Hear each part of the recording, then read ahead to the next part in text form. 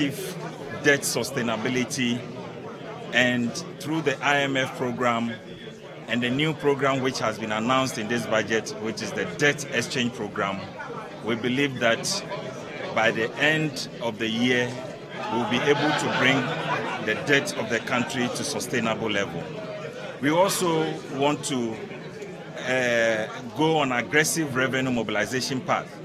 And if you heard in this budget, government is seeking to raise the VAT by 2.5%. We are also, however, bringing down the E-levy from 1.5% to 1%. And we believe that that will help us to increase our revenue mobilization, among others. The property rate tax, which has been delayed for a while, is now ready for implementation. And that is also factored in this budget. We believe that we'll be able to achieve aggressive revenue mobilization in 2023. The House is expected to commence the debate on the budget on Friday. Reporting from Parliament, my name is Ni Ayikwe Okain for City News.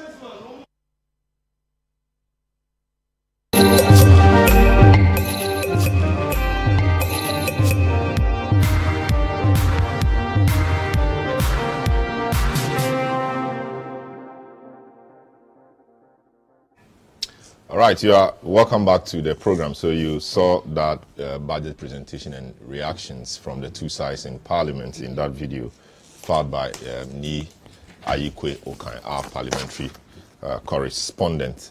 Yeah, so Kenofurata has done what he has to do. The budget, as we speak, is resting, awaiting debate. The MPs are all in hope for a post-budget meeting or discussion ahead of the debate. So we're also here to look at the matters that arose. Cut short. I expected so much from the expenditure side, given our debt levels and let's say, so to speak, our debt to GDP ratio at this point, and given the fact that IMF is actually asking us to structure of what we spend on. I mean, there's very little that can be done about that. You know, debt servicing, emoluments, statutory payments, etc. I mean, these keep ballooning, and there's the wage bill, emoluments. Here we are, public sector workers are calling for a 60% increase in their salaries or base pay or whatever they say. We've not been able to reach a conclusion on that. One of the very first time we've gone into the budget presentation without an agreement from the labor front in respect of their expectations. So yes, it may appear that the deficit, you know, will expand. But what really can be done about it? Fiscal consolidation. He's seeking to reduce things that will increase the debt or that will increase government expenditure, like some of the measures Dr. JK says are not bold enough. But at least something is happening. So will it be fair to say that it's you don't see any fiscal consolidation just because the deficit is increasing on the back of the structure of the economy we have? You are talking about workers calling for higher salaries. You know, we need leadership. By example, workers have every right to call for if they don't see leadership from the perspective of the government. So the government has to lead. There are so many expenditure cuts that can be done. For instance, if you go to the ministries, you see fleets of vehicles. You see drivers standing by to drive officials. Look at fuel coupon. The minister says he is reducing fuel coupon by 50%. Why do you need it? Like the professor was saying, he's also a government worker. Do they get fuel coupon? Look at Article 71 office holders. They continue to enjoy their benefits. We need leadership, by example, from the politicians. For the times you are in are unique. And let me tell you, the government is arguing that this is due to Russia-Ukraine war. It cannot be far from truth. Indeed, we have estimated at IFS that about more than 80% of the difficulties we are currently experiencing is due to domestic forces, particularly poor fiscal management. So to be able to reverse the course, you need, to be able to reverse the instability we are experiencing, you need to be able to reverse the fiscal course by ensuring that there were very serious, concrete fiscal consolidation process taking place. You cannot claim to be fiscally consolidating, while at the same time spending is increasing, deficit is increasing. You know, we are having difficulties in servicing our debt, but rather by making deficit increase, debt service is also going to increase. Where is this country going in fiscally? In fact, the government is getting its priority wrong. I was about to talk about the 2023 budget. Mm-hmm. The deficit is increasing from 44.5 billion to about 60 or more than 61 billion, representing 7.7% of GDP. What is going on? And what is even worrisome is that the revenue supporting these numbers is not realistic. In fact, 2022 revenue that has now been projected to be 98 billion will not be obtained. What the government can do is around 95 billion. But the government has projected 2022 revenue outcome to be 98 billion. And based on this, they have also projected 2023 revenue outcome to be 143, more than 143 billion. All these things are not obtainable if you look at the revenue measures. So expenditure is growing, but revenue that's going to support it is also not realistic. What is going on? The government has to understand that it is fiscal management has landed us here. More than 80% of the instability you're experiencing is because of poor fiscal management, and you have to be able to reverse the course. I see. Very interesting thoughts there, Dr. Said Boachi. Dr. Edu-Sarkodie, are you there? The measures for expenditure cuts are not bold. The budget has failed to respond to the economic situation. These are the views of my guests so far. What do you say? All right, I understand Dr. Edu-Sarkodie is not in yet. Franklin Cudjoe, very interesting thoughts from the guests so far. Where do you stand on all of this? Well, not surprising. These are persons who deal with these matters all the time. And so the submission so far spot on. You know, I worry. I mean, I ask myself one question after listening to the budget. And hello? Yes, I'm with you. Go ahead. Okay, so I asked myself one question. I mean, if you thought that you had an economy where interest rates are hovering close to almost 40%, with inflation 40% plus, with the CD doing the dance around 50% depreciation, and then on top of that, your domestic bondholders are going to likely receive zero interest, and then external bondholders are going to have a haircut of close to 30%. Then you ask yourself, in fact, and then you add the VAT increase by 2.5%, and then the cosmetic dance around E-levy by 1%.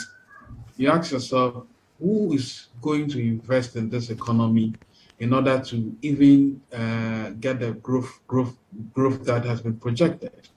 Because at this juncture, one of the surest things you want to do is to ensure some modicum of continuous investment, however little, to keep up with the times. I can understand that we are in crucially austere times, but I don't think that these rather difficult, boxed fiscal issues are going to ensure that the little growth that you expect would come to fruition.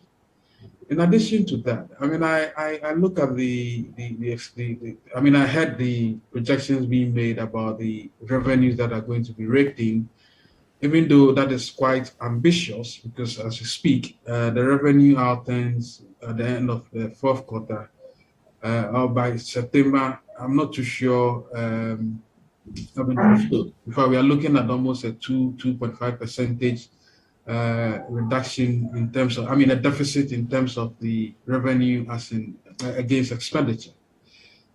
And then you ask yourself, if the finance minister is projecting to receive just about probably 130 billion cedis more next year, but expecting to spend over 200 billion Ghana cedis in the coming year, you ask yourself whether this is in keeping with the times we are in. So it makes mockery of the expenditure rationalizations or the cuts that have been mentioned. And it's true, we haven't seen any headline figure regarding what these so-called cuts have actually yielded. You know, and as the doctor in the studio mentioned, it's very difficult to ascertain what really constitutes, a percentage cut. I mean, if you're spending, as you said, if you're spending about, if you're using about 1,000 gallons of fuel in a month, then you are supposed to do some cosmetic reduction. I mean, if that increases to about 1,005, how do we know exactly what gains have been made? So for me, I think that the times we are in does not call for these kinds of largesse. Of course, there are good things with the budget, but unfortunately, like I keep saying, all the good things with the budget we've been reading in in almost all the years this administration has been in power, have always been things that we've said we'll do 20, 30 years ago. Fundamentally change the structure of the economy, do some little import substitution, and now they've added this so-called waivers, tax waivers and what have you. These are things that are cyclical, but they never really get to be done. So for me, I think my plenary comments are that given what I've seen so far, I'm wondering who really would be investing in this economy, domestic as well as external. But the domestic investors, you and myself, and those who buy and sell or manufacture things in this country are going to be hard pressed, with these fiscal measures that have been announced. So either way, look, I'm not too sure this budget was actually meant to be that austere, especially on the part of government. It's rather going to escalate the problems of everybody else aside government officials. I see. Interesting as well. Francis Timori boy, are you there? Yours is taxes. Of course, a few things have happened to VAT and E-levy. What do you think? I mean, just snap shots of the budget in respect of the taxes, or even generally. So, Selorm, I think the budget was very heavy on taxes. I could count about 10 direct tax measures and then about 7 indirect tax measures. But I would just want to speak on the VAT. If you consider the level of inflation which we are experiencing now, 40% plus, and the fact that the inflation is mostly driven by costs of production. People complain that the exchange rate is making the import and production costs high. Almost everything has doubled. And you introduce an indirect tax, which is also going to increase the prices of goods and services. Yes, we all admit that we need tax revenue, but then that is likely to escalate the prices of goods and services, and that is not the best. So we may need revenue, we need to introduce some taxes, but I was expecting that it comes in the form of direct taxes so that consumers can have some breathing space with regard to prices of goods and services. Again, some of the policies also, for example, government said it's not going to employ. And so the only available employment venue is for private sector. Now, private sector is also having these taxes introduced. Take, for example, the National Fiscal Stabilization Levy.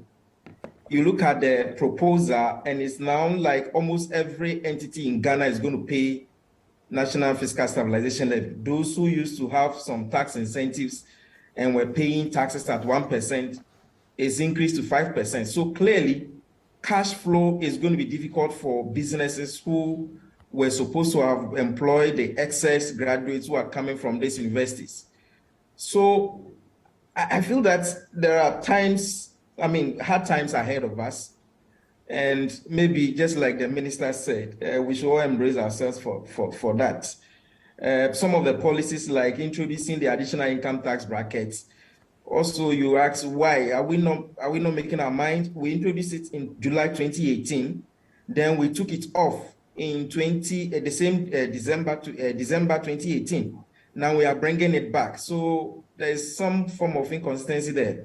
If we think that we need to tax the rich the more, then let's do that. I believe that we should have rather resourced the revenue agencies the more, and then let's focus more on compliance. Compliance level is so low. VAT compliance, we are told, is about 20%. So more resources should have been allocated to the revenue authorities. Let them collect the existing ones rather than, introducing new ones. But hey, I think that those who are in the kitchen are feeling the heat the more than those outside. And so possibly that is why some of these measures have been introduced. But in the end, there are going to be hard times ahead. I see. All right. So let me come to Issa Hussaini now. You've heard your colleagues on the panel. They feel that a lot more could have been done, almost a lost opportunity, but not quite. What's your take and what's your response to everything said so far? Good morning to you, Selorm. Good morning to our viewers. Good morning to Doc. And good morning to the people of North Okankwe North. The yes is special, so the yes is going to come at the tail end. Okay. Good morning to your viewers from Okankwe North. Very well. Wishing them a very good weekend. Selorm, I have heard about views of all your panelists on the budget. Selorm, the budget is supposed to read our mood as a country. I recognize where we find ourselves today, and make a headway as to how we could get out of this situation. Selorm, the president is admitted, the minister is admitted that we are not in normal times, and then we recognize that things are difficult. And being the saddle means that you have to show leadership. You have to do things that will take us out of the situation we find ourselves in, and that's what the budget sought to address. We find ourselves in a situation where debt sustainability is a huge issue, and the reality is that even when government has not borrowed anything, government has not signed any contract, government is not gone out there to borrow anything, you end up adding over 90 billion to your public debt because of the exchange rate regime. And it's a cycle. It's interesting that Franklin speaks about us changing the structure of the economy. Until we break this vicious cycle, it's going to be very difficult. It's going to be firefighting. Leadership actually promised that. So 18 months. that is why that is why I'm saying that for where we find ourselves in today. Yes, we did say 18 months we're going to change the Godisberg economy. Unfortunately, COVID. I mean, if you want us to go that tangent, no, 18 months was pre-COVID. Okay, pre-COVID. But you see, we came into government, and we immediately in 2017. We had to look for 25 billion to clean up our financial sector.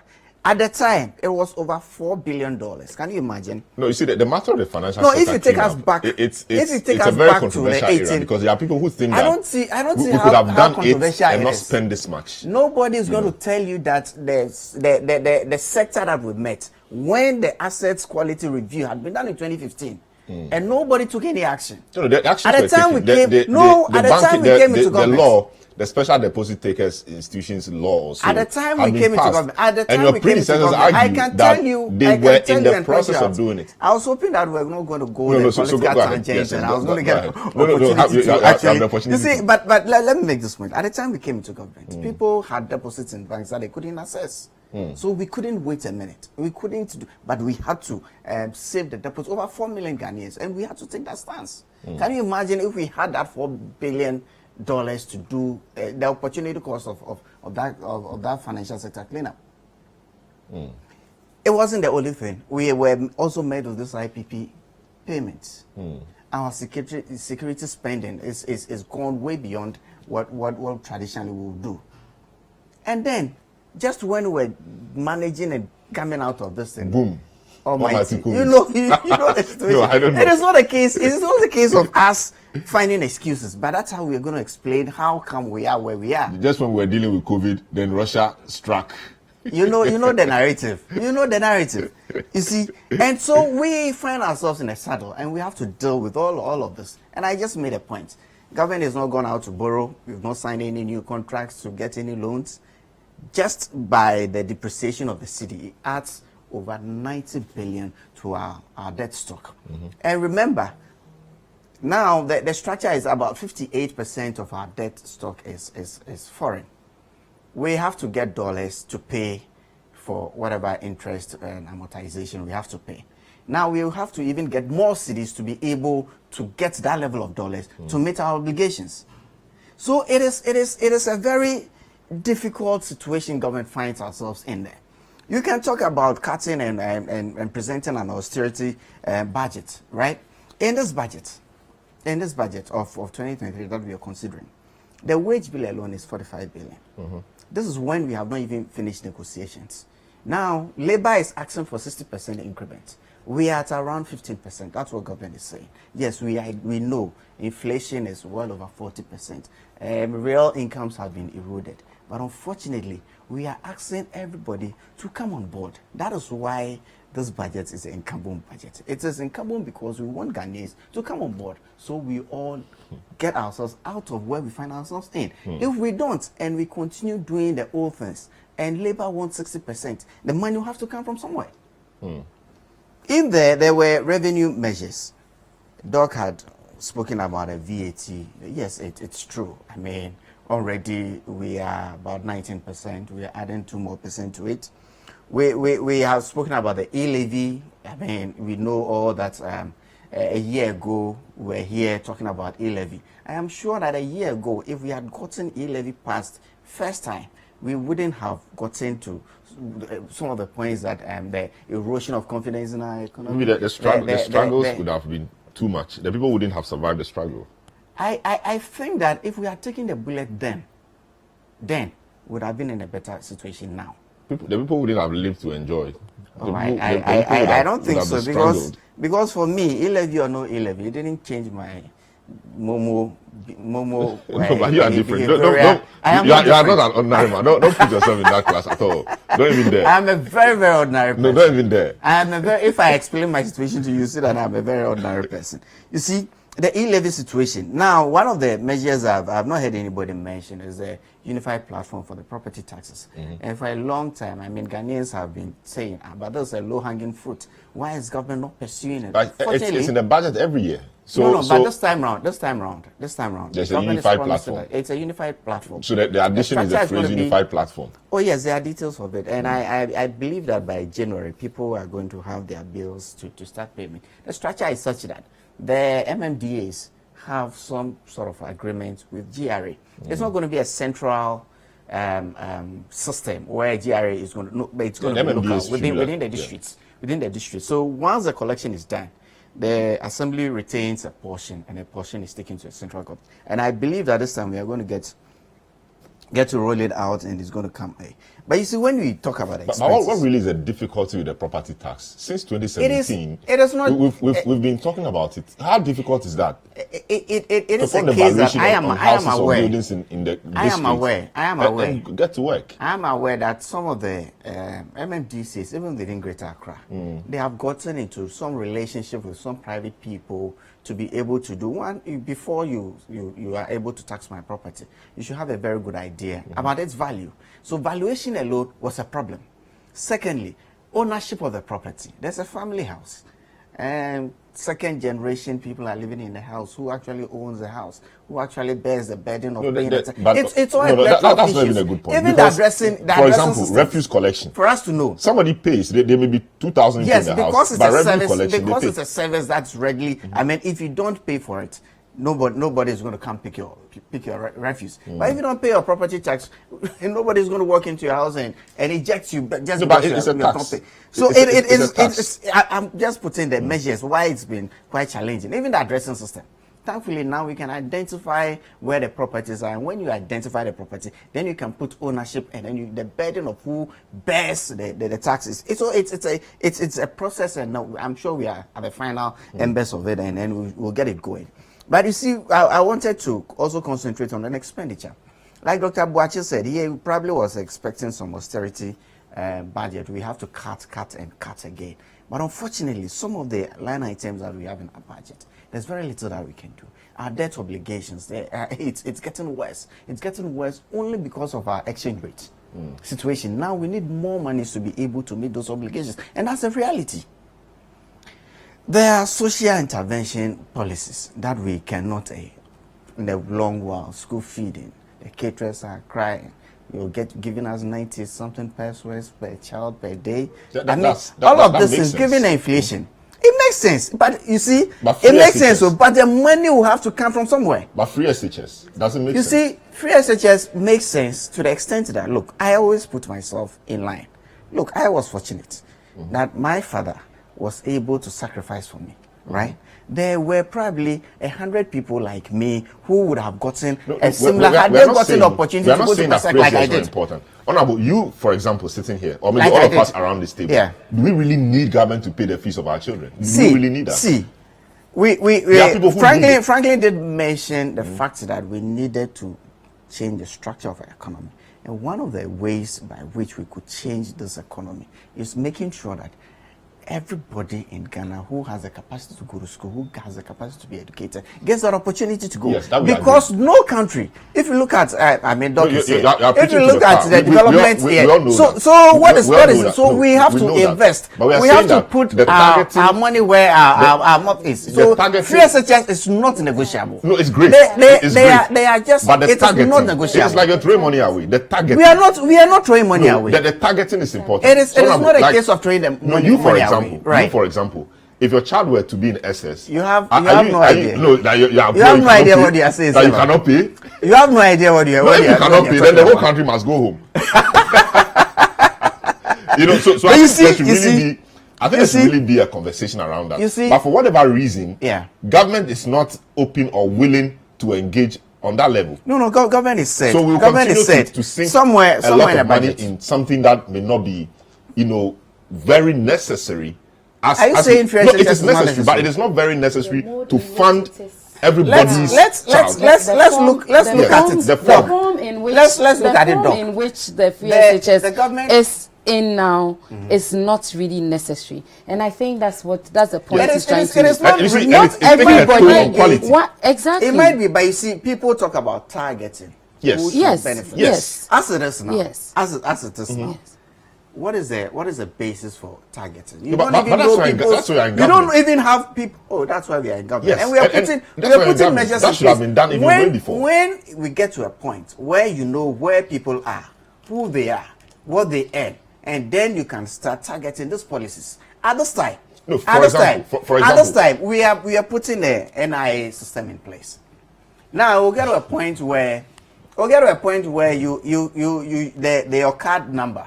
Now it is the same as your slate number, it is the same as your TIN number, and all of that. It will get a point that I can use that to know that, Mr. A's, this is Mr. A, this is where he lives, this is his income level, this is what he does. So if his kid is going to Achimota School, Presec, whatever senior level, then I can target him to have some. We are not there yet. That's a long route. That's a very long route. But those are the structures. Those are the structures that will take us out of the cycle in which we find ourselves. There's a scholarship secretariat, for example. Yeah. Let's decentralize the scholarship secretariat. It has been decentralized. No problem. Let me tell you. If it's been decentralized, it has been decentralized. What's the effect of that on the to the extent that now, that is in all districts. Under the government of Nana Adonoo, the scholarship secretary has been decentralized to the extent that districts have interview panels where people apply. Exactly the point.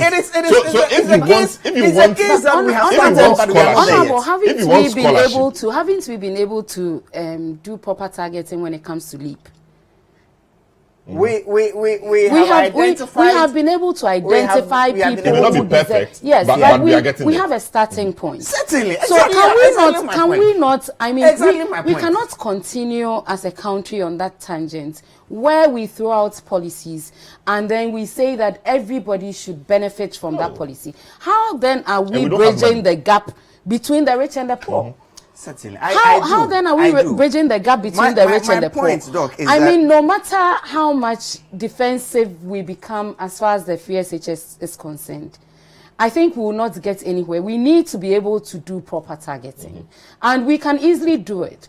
For instance, why can't we just say that if you attend or if you have attended a public school for the last how many years, you qualify to be within the free SHS bracket? Why should somebody be attending a private school, for the purposes of our example, like Morning Star, be paying 6,000 Ghana cedis a term, and then end up in, let's say, Wesley Girls, and be paying, let's say, close to nothing?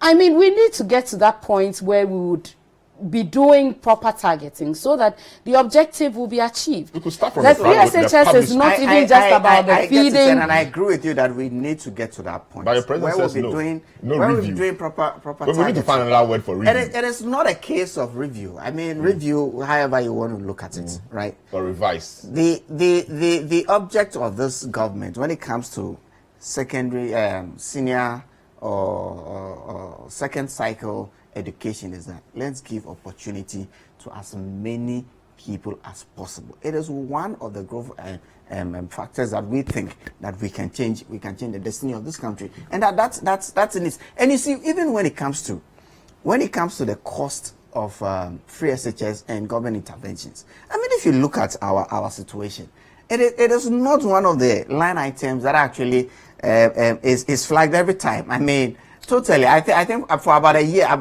ago, the total expenditure in all our interventions was about 15 billion. But we need. This is a country that spends 45 billion on wages per annum. Honorable, little drops of water. You know, so I mean, 45 billion on wages. And these are things that we have to look at. So as a nation. So generally, you've responded to all. There's something to say that if you are in financial crisis, you reduce your expenditure, or you increase your revenue, or you do both. I don't think the budget is doing otherwise. Or you do both. The budget is not doing otherwise. But the point you're making is that there are some expenditures which we could have avoided. You know, we'll get to some. And you even said that the budget must reflect the mood of the country. Certainly. And you also said we are not in normal times, and so leadership must show how things should be done. Exactly. I'll get to that. There are people who think that the president is going to Qatar, for example, maybe a small matter, but it's not even necessary. It doesn't reflect. He flew commercial, just like the mood of the rest of the Ghanaians. Of course, but it wasn't. Was it for free? And it was so important. We will take a break, and I'll give you a kick on that. We will take our first break, return and continue looking at these matters. We'll look at the revenue rationalization measures that have been spelled out. Expenditure rationalization, revenue mobilization, etc. We'll look at how government is allocating resources to our Greek industry and the other areas. This is the big issue on 97.3 City FM. We'll take a short break, return, and we'll deal with more. Don't go away.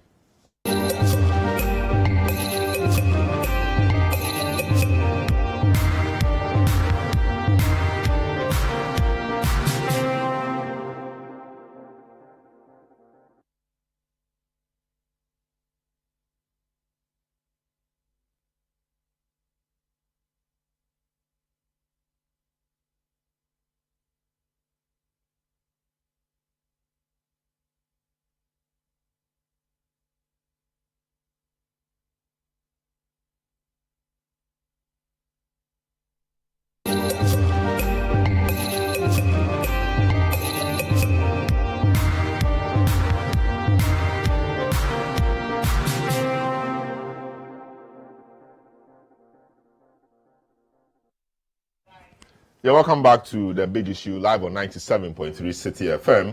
We are coming to you live from Adabraka. We are also on YouTube. The channel is CityTube. Your comments are welcome via our WhatsApp lines displayed on the screen, 05505885832.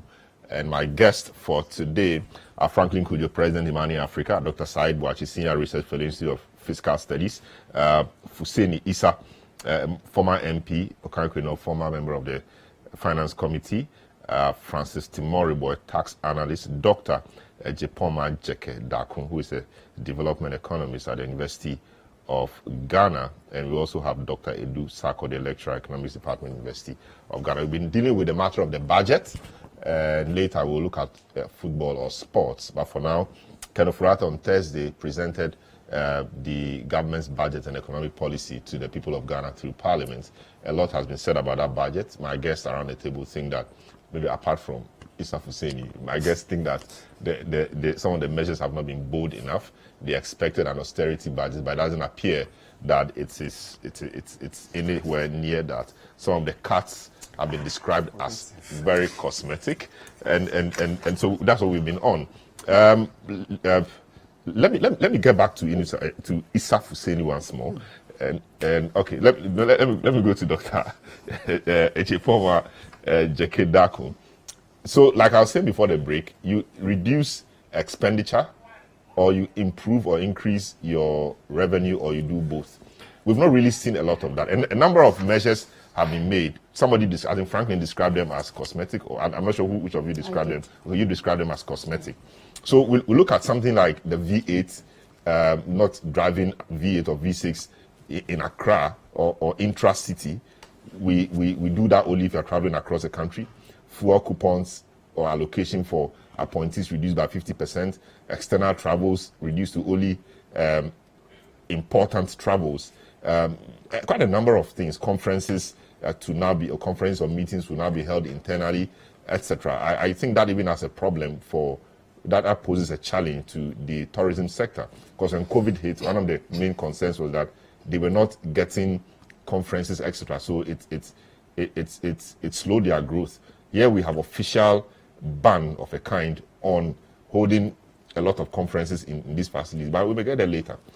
We've not been able to cost these measures, and so how are we really thinking that this will work, and what will be the impact of these cuts? We've not really been able to cost them. So given where you sit, how are we hoping to deal with this, given that we've not costed them? V8, how do we even monitor that?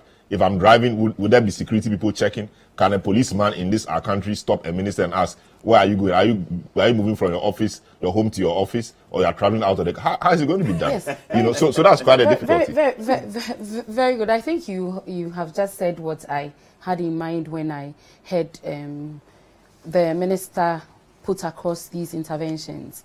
So, for example, you only use your V8 when you are traveling outside the country. Accra. Outside Accra. So you cannot use your V8 within. Who is going to be ensuring that that is adhered to? Are we going to have policemen all around to be checking logbooks in the V8 that somebody may be driving may not necessarily be, so the person driving the V8 may not necessarily be a government official. Yeah.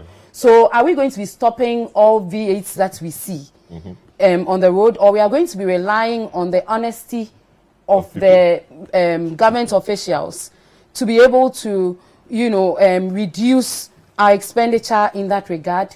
How are we quantifying this? And for me, these are some of the problems that I have with some of the interventions or some of the measures that were actually introduced.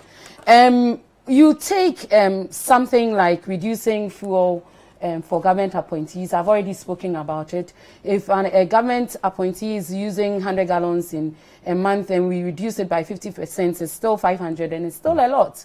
There are many public sector workers. So why do we say that this can really go a long way to send? So we are looking at reducing expenditure or expenditure rationalization that will send a strong signal to the investor community that we are ready to reduce our fiscal deficit, and therefore we are ready to consolidate fiscally.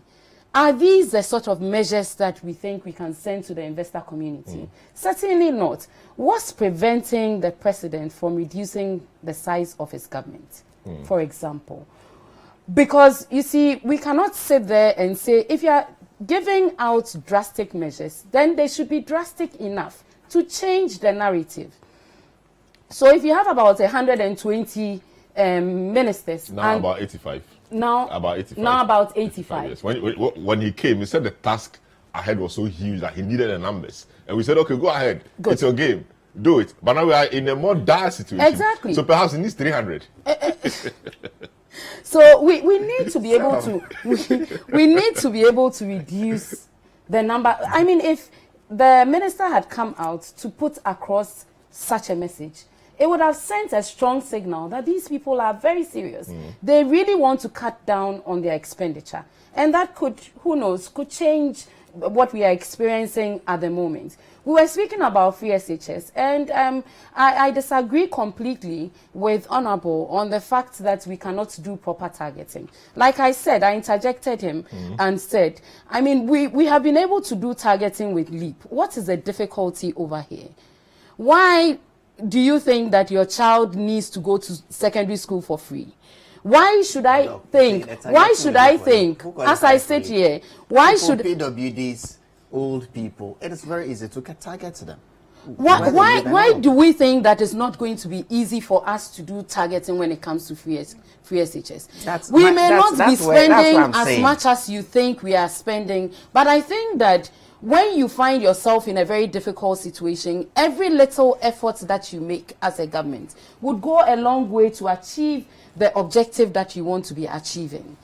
Your child doesn't need free SHS. My child doesn't need free SHS. Wow. My child doesn't need free SHS. But that's an honest. Yes, my child doesn't need free SHS. Your child doesn't need free SHS. Let us look, or let us identify the people who need it and give it to them in a proper manner. We are compromising on the quality of education because of free SHS. Look at the form in which free SHS has come. It's come not in the form of just tuition.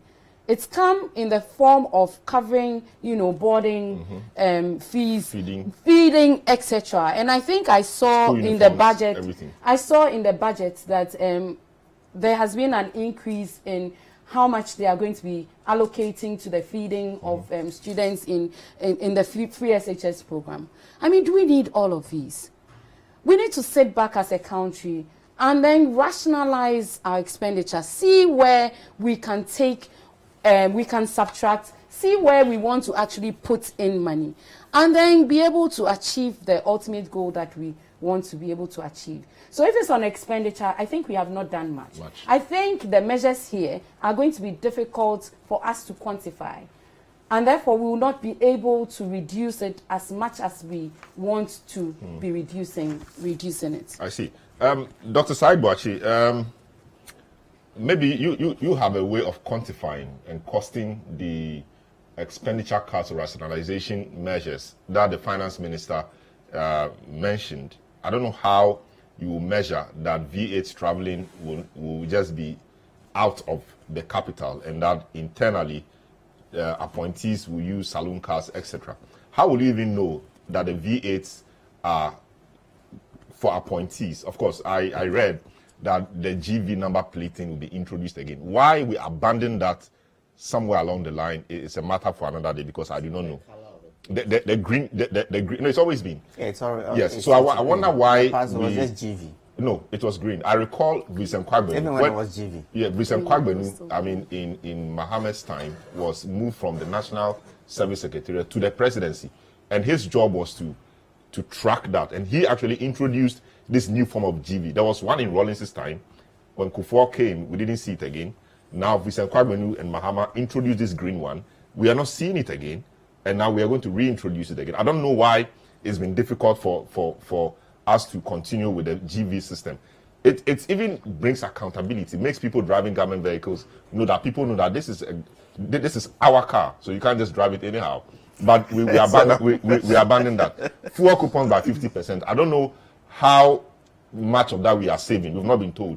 We've also been told that the 30% cuts that appointees of government are sacrificing will continue. We thought that the finance minister will give us an accounting or a report on that and say that for the past year, owing to the 30% reduction or cut in salaries of appointees, we have saved X amount of money. We didn't hear anything like that. All we're told is that we will continue. Do you have any sense of how this will be, the costing of this or the quantification of this will be done? Dr. Said Wachi. Yes, exactly. That is very critical. Some of these measures have already been introduced. So what the minister should have done is to tell us the savings made in 2022 when these measures were introduced, and they are going to be continued. How much are you expecting to save, and how it is improving the budget? None of this information was given, and I think it is their responsibility. At the end of the day, we want to send the correct message to the investor community and people interested, all stakeholders interested in the budget. But let me take this opportunity to tell the government and all the political leadership in this country that even though I understand that the government has a social responsibility, a political responsibility in terms of political administration, it also has economic responsibility. But the way the government is pursuing its economic responsibility in terms of helping to aid economic growth leaves much to be desired. Indeed, the first thing that is important for the government to be able to support economic growth in this country, and the research has shown, is that maintain macroeconomic stability for a relatively long period of time. In fact, macroeconomic stability is more critical from the perspective of the government than any budgetary measure. That is why we are calling for the government to ensure sound fiscal consolidation, because instability most often than not in this country comes from the perspective of fiscal expansion. So the government has to pay much attention to fiscal consolidation, achieve reduced budget, ensure that growth in the debt is so small, which will ensure macroeconomic stability to induce the private sector to do well.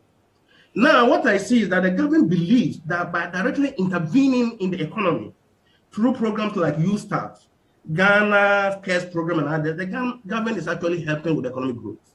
The fact is that these are contributing to macroeconomic instability, and they are being more negative than positive. How is that? How is that? For instance, the U-Start, the government is allocating about 10 billion or so, if I got the numbers right, to begin it. But there's so much inefficiency in the public sector. It is rather maintain stability so that the private sector will pick it up and carry out effective economic activities that will help with economic growth, with employment creation. But then you are injecting more money in the middle of instability in the name of creating a job for the youth. You are discouraging the private sector. But Doc, the public sector or the government cannot continue employing people. And all along, we know that the private sector should be the engine of growth. We've not been able to really get that engine started. So to still continue to maintain or to say that private sector should be the engine of growth, and so there should be no new initiative from government to spur growth, create employment for the teeming youth, I think that's a bit difficult. What government, I'm sure, is doing is the U-Start, they say, will produce or create some 1 million jobs in the next 2-3 years for young people, so that they end the dependence on government, so that when I complete school, I don't wait for government to come and find me jobs. Now we have IMF coming. Even before IMF comes, finance minister says there's a freeze on public sector employment. Civil servants, no new civil servant, etc. Where will this teeming youth from the universities and polytechnics go? And even those who may not want to continue from SS, where would they go? There should be a way, and a lot of them are talented. Those who do TVET, etc., they can put 1 and 2 together with their colleagues, get funding or support from the U-Start program, if it works the way we are told it should work, and get something started. 3-4 of them can come together, do something. If they are serious and efficient, they can create jobs for themselves. And that is really where I think the country should be going, so that we end a dependency on government. Hold on. The account people say, here, okay. Which all these things, including free exchange, they in a sense can help, provided the right thing is that first. You are in the middle of a crisis. Look, we are even going to burden the private sector with more taxes. The instability so much. You have to ensure that stability is achieved. then the private sector can go on about its business in a smoother fashion. Now, afterwards, if we're able to generate more income, you can begin to help the youth. But in the middle of a crisis, you are going to take an inefficient approach to job creation. It's not the right thing to do. What happened to NAPCO? We had about 100,000 people. But then what are they? They are home. And in fact, one NAPCO employee last week was complaining that about 9 months of their salaries have not been paid. You do not take an inefficient approach to face a crisis. The efficient approach, I'm telling you, is ensuring macroeconomic stability so that the private sector could carry out its activities in a smoother fashion. Afterwards, if the government is able to generate more money, because with the private sector growing, then it can begin to think about these things. So the priorities have to be set right. I see. That's quite an interesting point. Franklin, Dr. Mwachi thinks that stability first, you start can wait, and Ghana Cares or Batampa can also wait. Let's stabilize the economy, get the private sector moving properly, and if the government makes money, then we can start looking at you start and all those things. He anchors his reason of inefficiency on an example of NAPCO. What do you say? Should you start wait? Should we just do it this way to create job for the youth? What do you think? Well, there's some legend in the analysis when it comes to government interventions in the economy, direct interventions in the economy. Recall when this E-levy thing was announced, one of the reasons for it was for the rates was that the government was going to spend a portion of the money to create employment. And some of us wondered why we would still be actually some sort of deceiving ourselves that direct government created employment actually works. If you are truly interested in energizing the private sector, you take this money that you want to use and then grant them a concessionary rate to private sector persons who are able and probably willing to pay back pay back the borrowed money.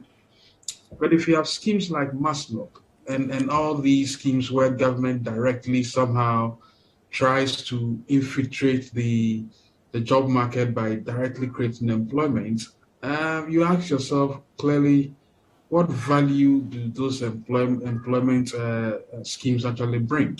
And I'm asking myself, what direct economic benefit did we receive from NAPCO? Then, of course, the finance ministry explained away, the government explained away that, well, we were doing this in order to reduce the social tensions in the country, because when people do not have any modicum of opportunity to eke out a living, then there may be a danger to society. So in that case, you are talking about social reasons or social rent, social cohesive reasons for the government directly intervening. But you see, I think Dr. Said Bwachi's point, and which I largely agree with, is that the efficiency of this spend is where the challenge really lies. What has been the rate of return on a dollar spent or on a CD spent on these schemes per person as compared to the private sector? You see, we cannot just assume that the country cannot be run on corporate terms. Primarily, the reason why it should be so is because the persons managing these funds are managing these funds on behalf of the citizen, and it's not their personal funds. So I think that the suspicion, and it's not even a suspicion, it is the reality of these, should I say, angst against this type of schemes. It's essentially because of the stories that have attended the interventions or their rollouts. And so, but you see, this is not to say that any form of support to employment generation should not be heralded. I think we should, but clearly speaking, not when the government is directly doing it. The government already is quite inefficient in doing a number of things. You know, I wonder that the government OGM, Office of Government Machinery, should continue to receive probably even 1 billion cedis a year. I think that office should receive close to probably 500 million cedis rather than the 3 billion that it was given under the last budget. If we took away a number of those parastatals that are, by the way, just basically duplicating efforts by other ministries in actual fact. And if you go in there and look at the quality of the spend, you also wonder. You remember the Minister of Special Development Initiatives. That ministry was single-handedly responsible for the colossal waste of money in this. No, but they were responsible for the ambulances, which are helping us so much. They were responsible for the one village, one dam, which is helping irrigate the farms in the north. They were responsible for building the warehouses. I mean, you go and see some of this done. They're like the astroturfs and things. And now we're talking about football and Qatar 2022. I mean, raising the next generation of Black Star players by the Ministry of National. Sorry, the special when you say the ministry was responsible for getting this, what did you just say? I'm saying the astroturf that they constructed. Raising the next generation of Black Star players. That certainly should be good. Oh, you mean the dams? No, not the dams now. I mean the astroturfs, so that young people can play football and hone their talents for the Black Stars. So that's it. See, the challenge here is that you go and ask yourself if the private sector was asked to do some of these things like astroturfs, and then you look at the maintenance culture as against the government doing it, you are pretty sure that the values will be different.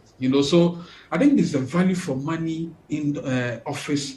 Did I say office? The value for money aspect of our spending, public spending, is where the question really lies. So it's used like USTAT, all these NEIP, all these Maslow, YEA, and all these acronyms really mean nothing when they do not significantly impact on the bottom line. And yes, we need to intervene in the economy, but intervene wisely. So I am not entirely surprised about Dr. Boachi's. So let me get back to Dr. Boachi on something very small. So when you look at the Ghana Cares of Atampa program that he appears to have difficulty with, there are phases. So phase 1, for example, deals with stabilization of the economy, which appears to be his major point, that government should rather focus on stabilizing the economy rather than all these USTAT and things, so that the USTAT, etc., will kick off from there. So phase 1, stabilization of the economy. After COVID and all of that, the economy was derailed a bit. Obatampa, Ghana Cares intended or intends to bring the economy was derailed a bit. Was derailed massively. Memory. To bring it back on track. Now, I'm sure we are in the phase 2, which has to do with revitalization and transformation of the economy. So it appears that your concerns have been captured in this Ghana Cares of Atampa program. Disagree? Are you asking me? Yes. Just a quick one on that, because you raised the issue about Ghana Cares of Atampa. You see, I look at next year growth. It's projected to be around 2.8%, right? Yes, that's correct. You know the reason why it's projected to be around only 2.8%? No, tell me. It's because of the instability we are experiencing. Meanwhile, we have Ghana Cares that is supposed to help revitalize the economy through after COVID. Is it revitalizing it really? The instability we are getting is what is leading to the reduced economic growth next year and onwards. So the government has to concentrate on that and minimize how much is being spent directly to intervene in an inefficient fashion. Afterwards, when there's some surplus somewhere, the government can begin to help from its perspective. But as at now, government intervention, I think, in the economy, not on social grounds, not for political administration, for government intervention in the economy at this stage, I think the government has to minimize on that. Very well. Francis. And I think it's important to ask the other question. Okay. There was this NBSSI COVID relief fund, the loan that was given to people.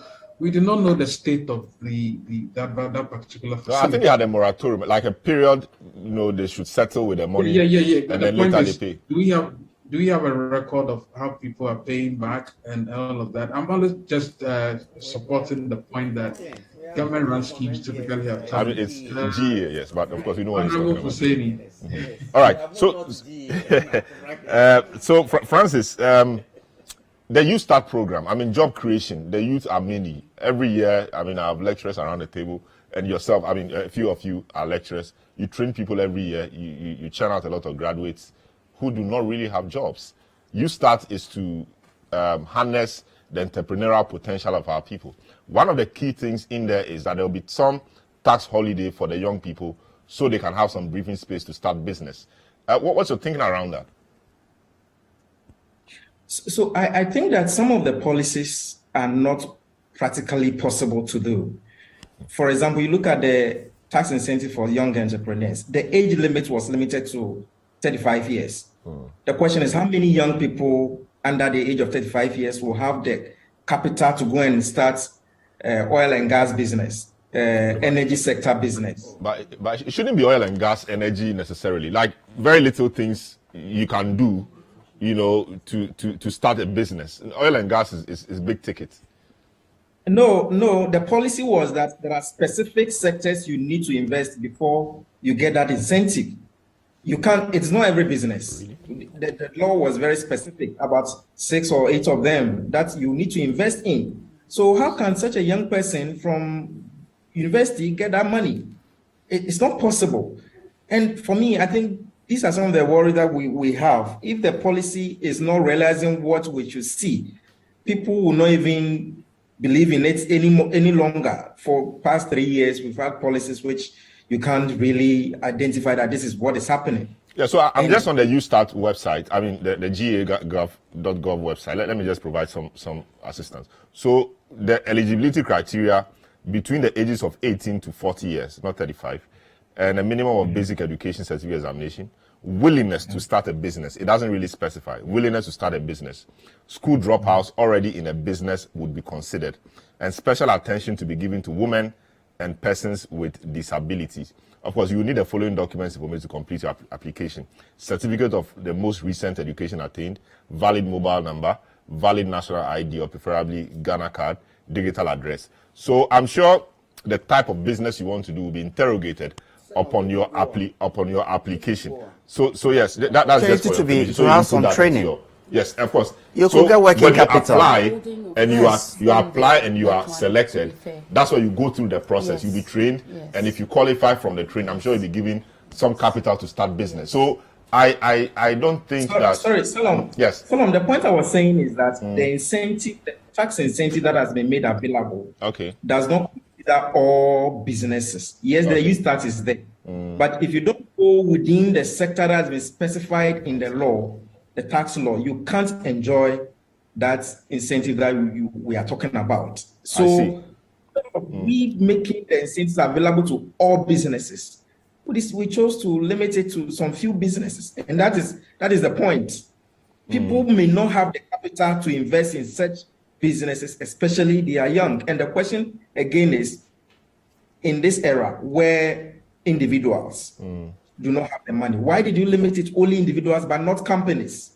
So clarity is not there.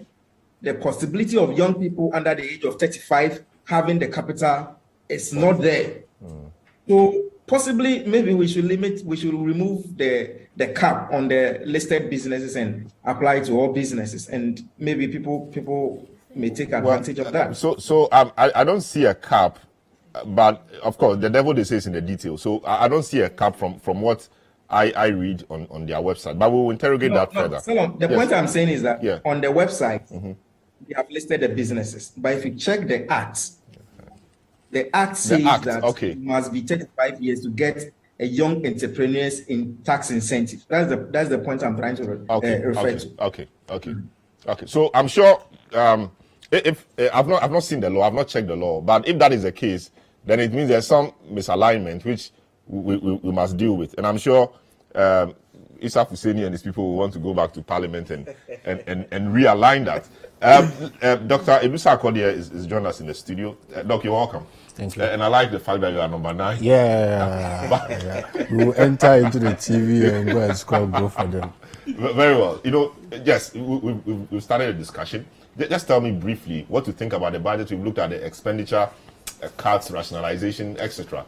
We're just moving on to look at the revenue mobilization means and what that would do for the growth. Growth is been projected to be at 2.8, which is lower than what we are expecting this year. Why should that be so? And deficit appears, projected to be higher than what we are expecting for this year. Why should it be so? Shouldn't we be rather tightening to reduce the deficit and other things? So generally. Yeah, it looks like I came for the closing ceremony. No, Sorry about we're that. happy to have you on Well, this. generally, I think the budget really is focused on the interventions in the IMF program. Already, they are almost done with the staff level agreement. And we know what you should expect from every IMF program. So they're taking the lead. Yes, with this fiscal consolidation issue, bridging the gap between revenue and expenditure. So it's exactly what the budget has looked at. The budget is really measured in the expectations, focus on stability. You know that when you are doing this fiscal consolidation, you are asking government to reduce expenditure and all that, it will definitely affect the GDP growth. So because government expenditure, we all know the expenditure multiplier is positive on GDP growth, and the tax multiplier effect on GDP is negative. So if you introduce tax and you reduce, you are measured in your government expenditure, it means that you are more or less doing this contractionary fiscal policy, as we call it. And so it is not surprising that the government is projecting 2.8% GDP growth. But let me clarify this. I heard somebody on another platform saying that 2.8% is a contraction of the GDP. It's not contraction. It is still positive. Once it's even positive 0.1, it is still an expansion. It's only when the growth rate is negative. The rate of expansion is slower. Yeah, just that the rate of expansion is slower. And it's expected. It's expected. Because if you are asking government to be measured in its expenditure, then you wouldn't expect, a higher GDP growth at this time. So I see more of a tax and I see less of a government revenue, and that should feed into that, into the GDP growth rate. So at this point, I think the emphasis of the budget is on stability. Just make sure that we have that stability. And I'm sure that the budget is drawn out of the negotiations at the staff level with the IMF, program that we are talking about. Talking about the IMF, staff level agreement, etc. Finance Minister says he's confident that by December we shall have a program. But do we have a domestic program yet? We understand we need to have a domestic program, take it to the IMF for IMF to look at, etc. We do not know. I don't know whether we have a domestic program, what it entails. Are we there yet? Shouldn't we have been there by now? Shouldn't we know what the focus of the government is? Well, many people have asked questions about this government program. I haven't seen the government program, but it does not mean that it's not in existence. If you have not seen it, does not mean that it's not in existence. Why must they be hiding it? Really, I'm not sure they are hiding it. I think that it's about negotiations. You are negotiating with the IMF. So if you have not concluded on something... But you can tell us that, okay, so the program you're taking to the IMF looks like this. We want to focus on agric. We want to do this. We want to do that. We want to do that. We've not heard anything. You can get a signal from the budget, and you can also get a signal from the Ghana Cares of Atampa program. Only that the Ghana Cares of Atampa program never, contemplated going to IMF. No, considered the effect of the war, because at the time they were drawing that, there was no war. But at the time we were drawing this too, we didn't know we were going to IMF. Which one? The Ghana Cares of Atampa. So, you see, you have drawn your program saying that after COVID, this is what you want to achieve. This is what you want to do. Now, after COVID, you had not even recovered, and as we all know, the global challenges. It has come to affect your revenue, cost of living, etc., etc. So you want to be careful about redesigning that program or coming to implement the same things that you thought you were going to implement in the previous year. So the IMF program, I think, is just after the government realized the heavy impact of the war. We saw the budget for the crude oil price. The budget was $68 per barrel. We ended up doing over $100 per barrel. But we are an exporter of oil also, so it means we also benefited. But we didn't quite apply that to the people. Well, the government might have used the windfall as we say. But we are looking at not just the import of crude oil, but the total import bill plus the effect of the exchange rate on the price of items. I'm talking about cost of living. So the exchange rate goes up, the imported inflation goes up. Even with the local inflation, the exchange rate affects fuel price. Fuel price affects trotro and taxi fares, then the tomato seller will say, okay, when I took the trotro, I paid a higher price, so I'm also increasing the price of my tomatoes. So it is that transmission mechanism, the multiplier effect of the exchange rate, which is feeding into the increase in price, which you call the inflation, and also inflation is also driving up the policy rate and the interest rate. So a lot of things have happened after the drawing of the Ghana Cares of Abatampa program. And so I am not surprised that, while you may not see exactly what was contained in the Ghana Cares of Abatampa program, which is being implemented now, because of the external factor which has come to more or less disrupt whatever is happening. But let us not make any mistake. Every country in the world is suffering from the global effect. But the effect, it is true that we have impact. our own internal problems. It is true. But let us not disregard the impact of COVID and disregard the impact of the war. Nobody lied to himself. No, I think where because the difficulty there are so many countries, yes. Even after the war, US increased their Fed rate and is attracting investment into those countries. And almost every country's currency is depreciating. Where ask India, ask Japan, ask all these countries, even big countries that we are talking about. So, yes, we have local challenges in the economy, which must be addressed. But the impact of the war cannot be disregarded. Yes, I get that. But I think the difficulty that people have had is the way the economy was spoken about prior to COVID. As if everything was fantastic, we were on track. And if the economy was the way it was spoken about, a lot of other countries are. I mean, we are all in the same global context. If we were that good, we shouldn't be suffering like this. So the point that the propagandists or the politicians have made is that our economy had underlying health conditions. So when COVID struck, we got affected more than the other people who were generally healthy. So I think that admission is what is missing in government communication. That's why maybe opposition elements keep harping that Before and keep making coming it the here, case. I have spoken to a number of economists in this country, including my professors, and they have all admitted that this country has serious fiscal challenges. Fiscal. The economy is broad, but the fiscal challenge is so serious, so severe. How? Because you have a huge public debt. Your gap between revenue and expenditure is also widening. We know, coming from the COVID and all that. But even before the COVID, we were spending about 33% on interest payment alone. You add amortization to it, you're talking about 45%. So that challenge was still there even before COVID. And it must be admitted that the revenue performance of not only this administration, after 2006, when we completed the HIPIC initiative, the successive governments paid more attention to borrowing than to mobilizing revenue domestically. And so you cannot run away from domestic resource mobilization. You can run to the labor market to borrow.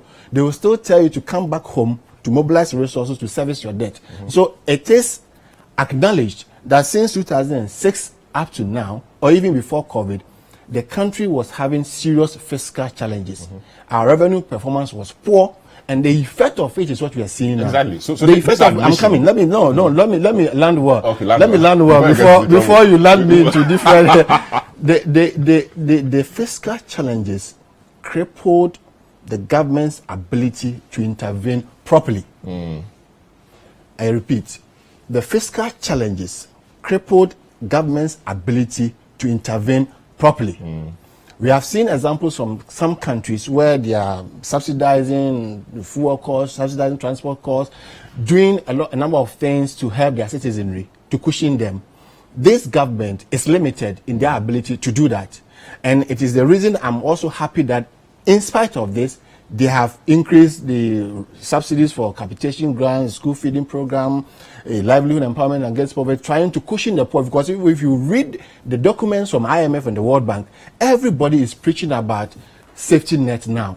Now that we have these global challenges, everybody's in difficulties, so you try to save your poor and vulnerable. And so the safety net is important. And the government has intervened with this budget. But they could have done something before, even before this budget. But the fiscal challenge that they faced limited, I repeat, limited the ability to intervene. Very well. Thanks so much. Yes, you come in. Is this fiscal challenge? Wait. No, you don't worry. You are the man here, so you are the only politician. So you deal with the matters. But let me just make this intervention. I've just had a copy of the Income Tax Amendment Number 2 Act 2017 Act 956. What Francis was referring to. When you look at section 6, which talks about young entrepreneurs, he said, 1, the income of a young entrepreneur from the business of manufacturing, information and communications technology, agro-processing, energy production, waste processing, tourism, creative art, horticulture, and medicinal plants shall be exempt from tax for a period of 5 years. The tax rate shall be applicable for a 5-year period. After the initial concession period shall be as follows. Okay, so it lists all of that. So I think there's some misalignment there. I think we'll have to find a way of aligning it so it's in line with the Youth Start program, so we don't have this confusion that Francis Timori Boy dealt with. So yes. Wait, no, you let them finish it. No, you come, or it's mounting. I think frankly, give it 1 minute. Let's give it 1 minute. Let's give 1 minute. I'll give you 3 minutes. I think that I'll give it. You have 2 minutes. I'll give you 3. Let's give it 1. I think that we all agree that we've had global challenges. I mean, the challenges that we've had have been global. Every country is experiencing it. But we also cannot rule out the fact that we have some domestic vulnerabilities that we need to be dealing with. So it's okay to say that COVID has taken a toll on the country. It's okay to say that Russia-Ukraine war has also taken a toll on the country. But if we had managed to build a resilient economy over the years, I don't think that we would have been struggling as much as we are struggling now. And this is not just in reference to a particular government. I'm saying that this has been a problem that we've had over the years in terms of structure. So what we have to be addressing as a country is how we are going to be building a structure that can withstand any form of shock that comes our way. Now, if you look at the Cares of Atampa program, as you rightly went onto the website to check, the second phase talks about how we can move agro-processing to another level, or how we can get people to move into agro-processing. I think this is something that we need, an intervention that we need as a country, because that takes us from the low employment levels that we've always been complaining about. It also reduces our wage bill in terms of the public sector, and then takes us from the debt levels that we are in currently. And so that in itself is a good way. My only prayer is that it doesn't end up just like the many interventions that we've seen. But I can't sit here and say that the Cares of Atampa project is not a good one, or program is not a good one for us to focus on. If we want to change the narrative of the economy and then build the structure that we are expecting to build, then we need to be focusing on some of these things. Now, talking about the Youth Start, I know that the Youth Start has to do with entrepreneurial training. And more often than not, we start with entrepreneurship training. There's no holding of hands, there's no support, financial support. We tend to underestimate the extent to which our young people can mobilize capital to start their businesses. But I think the Youth Start in the form that I am seeing is quite different. And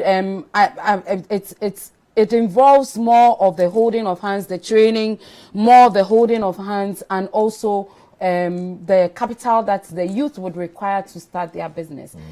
We should be focusing our attention on how to make the private sector the engine of growth. We cannot talk about high debt levels or high debt to GDP ratio and then forget about the fact that the private sector can be there to support the growth of the economy.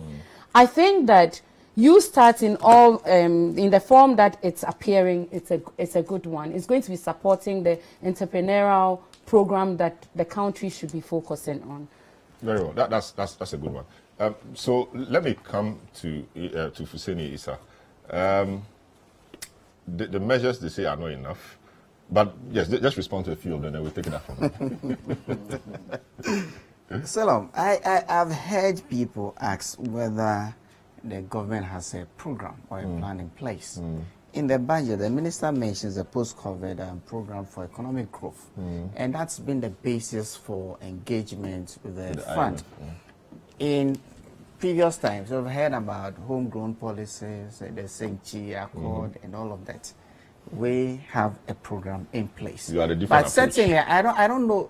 I don't think it's a very different approach. I don't know why people want to see the content, or people are fixated on seeing the content. But why not? Why not? It is a basis of negotiations, and if the negotiations are not done, are we not jumping the gun by coming out? But shouldn't you have an inkling? I mean, inkling. That this I is think what the budget points out and has a lot of pointers on the content. The minister came out to say that there's going to be a freeze on public sector employment from January. It is an inclination of what the content of the program is. But the reality, talk about Obanta, but talk about the USTAT. The reality is that every year, our universities churn out 100,000 graduates on one hand. The dropouts from senior high school, you can imagine the number of young people joining the labor force who are unable to get jobs, or even those already in there. I read a stat which said 50% were underemployed. One way or the other, they would have done something else but for what they are doing. So this is how real issues. So when you say that we should not concentrate on the political administration, no, when you're in the saddle, you are faced with all of this, and you have to have a fine line to manage all of these things. I've also heard about, in fact, a moment ago, we were talking about the social interventions that the government is doing now. In the budget, the minister mentions that we are going to review, have a broader discussion on some of these things. But you see, the extent to which it will go is still a process. We're hearing that we have some agreement at the staff level with the fund. Until it goes to the board for final approval, it is very difficult for us to actually get to the details. But this all pointers to where we are going. People have spoken extensively, size of government and too many ministers. It's true. In the first step, if you recollect, even after the creation of the additional regions, we had deputy regional ministers. All 16 is been scrapped. All 16 is been scrapped. Now we have about 86 ministers. There used to be 20 in all. Minister and deputy, 20. Now we have 16. Why are you saying 20? No, I mean, minister for 10 regions. No, but I mean, obviously we have created 6 additional regions. In fact, so it's more expensive now maintaining 16 so ministers in the first step, than in the 20. first But term of the they are president, in the first when we initially had 16 regions, we had minister and deputies, and there were 32. Yes. 32. Now it's been reduced to 16. That's the extent to which the cut is happening. Of the 86. Let me give you of the 86. I am making some. Okay, so of the 86, right? Of the 86, 16 are statutory. The Constitution demands that you have a regional minister at every region. So 16 are out of the hands of the president. Of the remaining 70, 55 of them are members of parliament already. So this is how this whole thing is going. Even of the regional, assistant regional already, meaning government, executive government doesn't spend a lot. No. When you look at let's say salary scales, right? When you look at salary scales, the minister is a couple of notches above the MP. He doesn't take salary as an MP, and also unlike what we experience in other governments, whether there are other things that come with certainly, but the fact that he is a minister, the fact that he's a minister means that the difference it's a couple of notches on the salary scale, and it is not age. Even of the 16 regional ministers, 2 of them are MPs. So it is a structure that look, the government itself is doing introspection and trying to align some of these things to actually get to the mood of the nation. You see, when you look at investments in programs like USTAT and you want to look for internal rate of returns and the likes, I don't think you're doing as any good. Franklin, I recollect once I was in Parliament, Franklin did some work on Cocoa Board and wanted to look at Cocoa Board like a private company. And he will attest to the outcome of the review. He met us as a committee and we had discussion, and obviously you can look at the public sector. I mean, there are things involved, right? 100,000 students are coming out of universities. There are probably another 100,000 falling off from SHS. You have 200,000 people joining the labor force every year. You think that it will be rational when you are in the saddle managing a country to manage as if you are managing a private company. It is not true. Then again, you see some of those policies that we roll out, the policy process itself, there's a problem. You find some solution to it. You try to implement it. You get feedback. You put the feedback back into the system until you perfect the policy. So it is not a case that every policy right on the onset we're going to get right. We agree. It's a process. So some of these things there will be, but what we need to do is to put in the feedback and perfect the policies over time. So these are really evolving things that we should be looking at as a nation. But I think by far and large, like Dr. Sarkodie, the budget really meets the moods of Ghanaians, and by far and large, in our present situation, you see, we have said time and again that look, we need to change the structure of our economy. Everybody recognizes that. When 3 line items, statutory payments, compensation, debt obligations, virtually takes all our revenue. What some of the things that the government started doing when it came into power was to put in policies. Some of them was the capping law, was to put some cap on the statutory funds, just so government will have some fiscal space within the budget to prioritize and do things that are really important to us. Affected certain sectors. So NHIS, for example, it negatively affected us. But you see, you capped their revenue. You see, and that has serious implications for healthcare delivery. You see, these are choices that we have to make. When we want to change the sacrifice structure, the health for other things. When we want to change the structure of our economy, there are difficult decisions that we have to make at every point in time. Else it's going to be business as usual. We're going to continue all revenues that comes into government. We do these 3 line items and we go. And then when there are external shocks like we have experienced, then it goes haywire like we have it now. We have to sacrifice to break that chain. Until we succeed, we won't be able. Government is announced a policy that look going forward, consumption of rice, pasta, poultry products, and all. We are going to look up. Then people start arguing. Do we already have in place local capacity to meet our needs? It's a case of a chicken and egg. But it's an important. It is real. I recall it is real. 3 years ago when we here championed the local rice agenda. Certainly, I recollect. It became a national matter. Yeah. It became apparent quite shortly after that the local industry did not have the capacity. So what do you think is going to also ginger the local industries to be able to build the capacity? It's only when they know. It's only when they know. Yes. But we have said we are putting the development bank in place. We are making sure that the development bank is providing the needed resources to fund this sectors. So the assistance they need. Yeah. And it doesn't just happen. And I'm mentioning to you structures or policies that the government is rolling out, like the development bank, to ensure that those sectors are well funded, so we are able to build the capacity, and people will get into that sectors because they know the market is readily available. So it is a case of where to start off, what to put in place, and how to get it right. And these are difficult decisions that we have to make. As a people, we have to decide that this is where we are going. And that's what leadership is showing, that this is where we have to go. Look, a country like Nigeria has succeeded with this rice issue. Yes.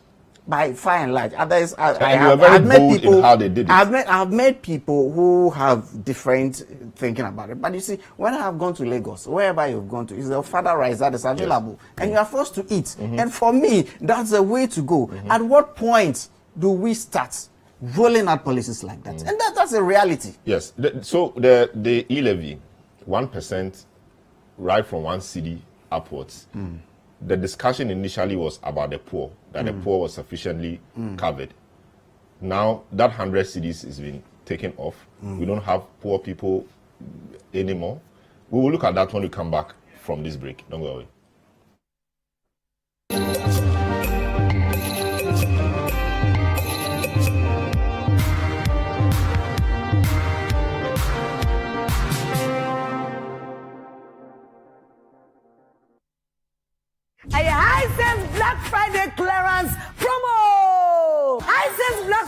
Extra say, and near my way showrooms in ya so. High Sense Black Friday clearance sales way. Everything 25th November. I come in 30th November. 5 days. Triple promo na dia. Na near my me and sape. Now so Black Friday way. You also have some High Sense showroom ya. Madam High Sense. Matiti to say. Empty television, refrigerator, air conditioner, chest freezer, gas cooker, washing machine, sound system, microwave oven, blender, rice cooker, kettle, iron, air fryer. Ya tete so. So ubeti me pad ya. And also on the Twadiani. High Sense one amount 5 years warranty. High Sense Black Friday clearance sale way. Our showrooms in na. Wagana fanenina. High Sense. Everyday prices for everyday people.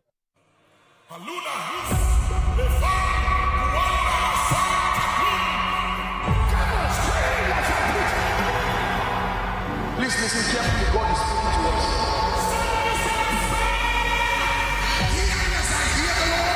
It's that time again. Impact 2022. Today, we block the delays. We override the delays. We will celebrate the victory and the triumph. Put your cancel every delay tactics of the enemy on the account of the blood of Jesus. Ministering Apostle Joshua Selman. God does not speak sympathizing with your current situation. He speaks as touching your destiny. Pastor Jerry Eze. I command the power of delay be broken. Let your amen thunder louder. Reverend Eastwood Anaba. The time has come for you to stop playing religion and take your destiny in your hand. Bishop Gregory Toussaint. Spiritual warfare is first of all a lifestyle. You fight Satan primarily by the way that you live. Dr. David Enchi. Apostle Francina Norman, Prophet Victor Kusibuating, Prophet Ajiman Prempe, introducing Minister Jonathan Rubain. 8 days and 8 nights of power and impact, including a prayer breakfast on Saturday, December 3rd at the Prayer Mountain with Apostle Joshua Selman. Visit linktr.ee/actionch for transportation, registration, and prayer breakfast tickets. Impact 2022, bridging the gap.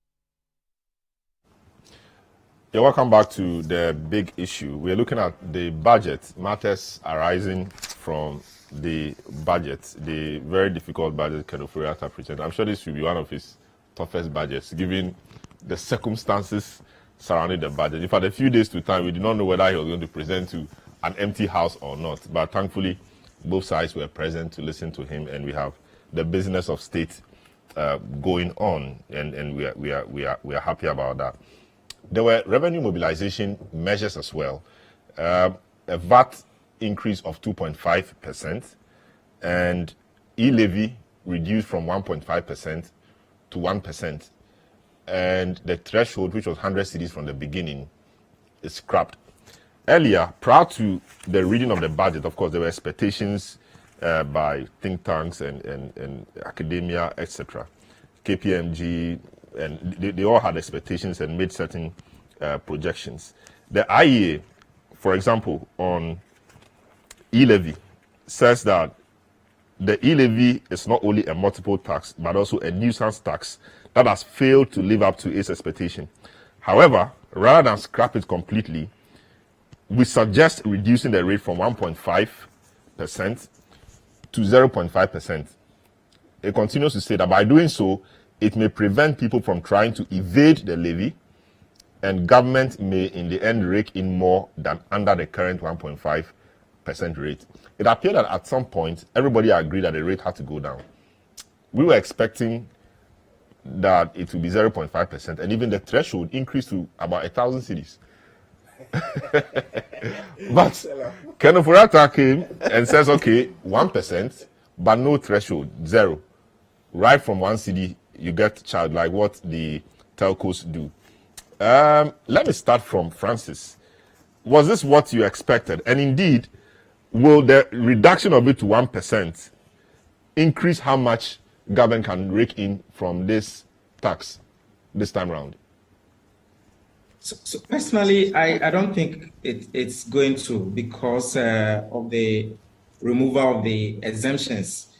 We noticed that most people were doing the daily 100 cedis because of their income levels. The reduction is good. It would have brought in more people who saw that 1.5% was too much. However, the removal of the exemptions, we don't know yet how many exemptions they're going to remove, whether it's going to be the only threshold, the daily threshold.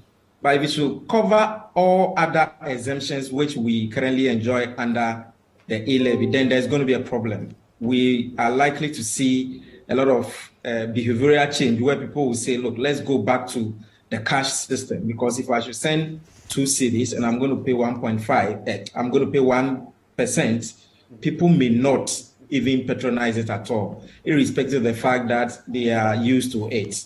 I thought that the exemption should have been there. And then, like the IES said, let people pay without feeling it. Make it smaller so that the more people contribute without seeing it, in aggregate, we get more. So the only worry is the removal of the exemptions, which I personally believe that is likely to cause a behavioral change in the use of the Momo. I'm just wondering how feasible that would be, given that this time, for convenience purposes, we are all used to transferring money. So instead of traveling to Accra to buy something, I can just send the money to somebody, buy the thing, and the person will get a dispatch rider to bring it to me. I pay the dispatch rider, and I'd have paid the money already via Momo or something. That brings convenience. You want to order food, you get it done the same way. You want to send money to your grandmother or your mother somewhere in the village, or you want to receive some payment.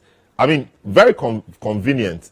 So because of 1%, are you saying that we are going to have a reduction in the number of people who use the service currently? Is that a feasible proposition to have? Selorm, you see, the majority of the poor, let me call them the poor, the majority of the poor people, the Kayaye, the ordinary people, constitute the largest. And so now, if those people are going to suffer, the tendency that they may stop is there. So whilst we reduce the rates, which, the people who can afford would have been happy, the majority who constitute the largest in terms of exemption is going away. And that's the fear. If they decide to stop using it, then, you see, we're going back to the cash system.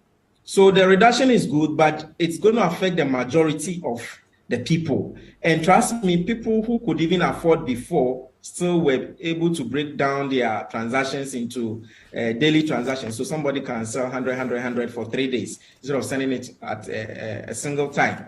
So we should expect some behavioral change in it. If it doesn't change, then it means that people who could afford are those who are still paying. But for those who enjoyed the exemption before, I may see some change in their attitude. I see. Dr. Said, do you share the same view? 1%, no threshold exemption.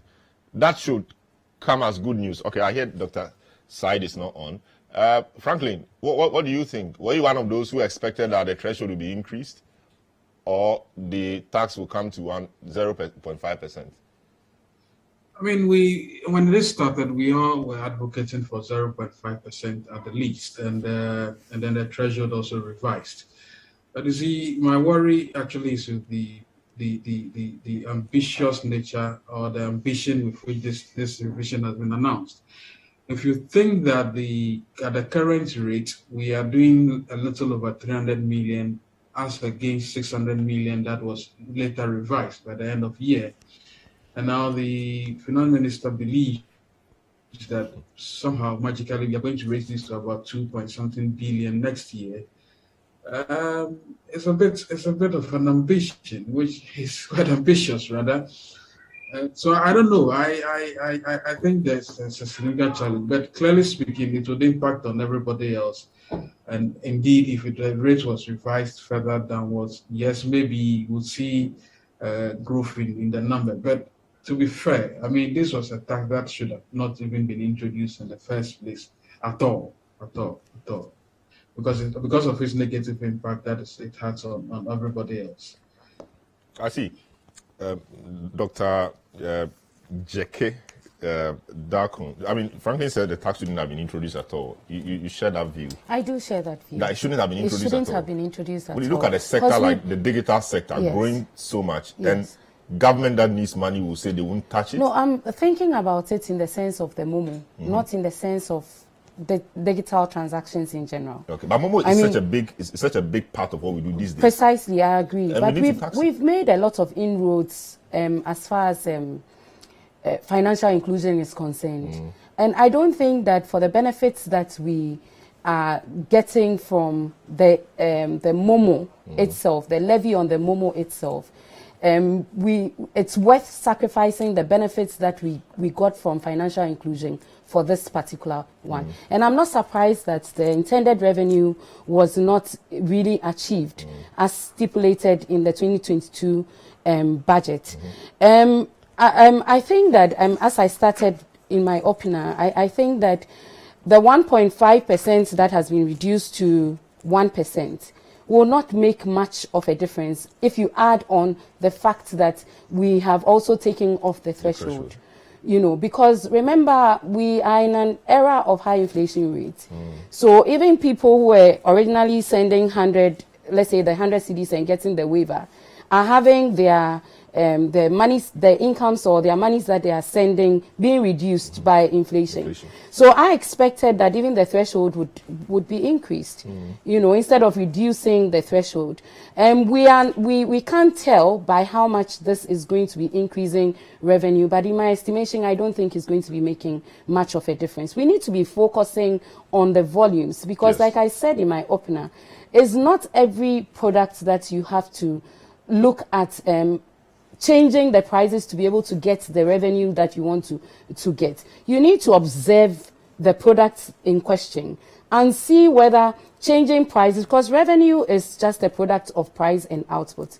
You can change price to increase your revenue. You can change quantities to also increase your revenue. What type of a product are we dealing with? Are we going to be able to do without the MOMO? I think it's an important question that we need to be asking ourselves if we are coming up with such policies. Are people going to be able to do without the MOMO?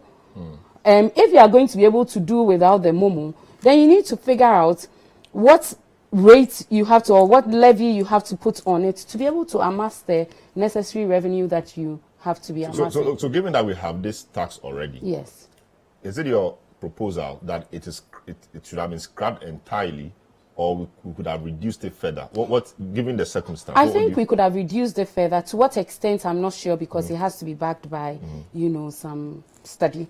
To what extent, I'm not sure, but it should have been reduced further, and then the threshold should have been increased. In my opinion, should have been increased. Yes, in my opinion. I see.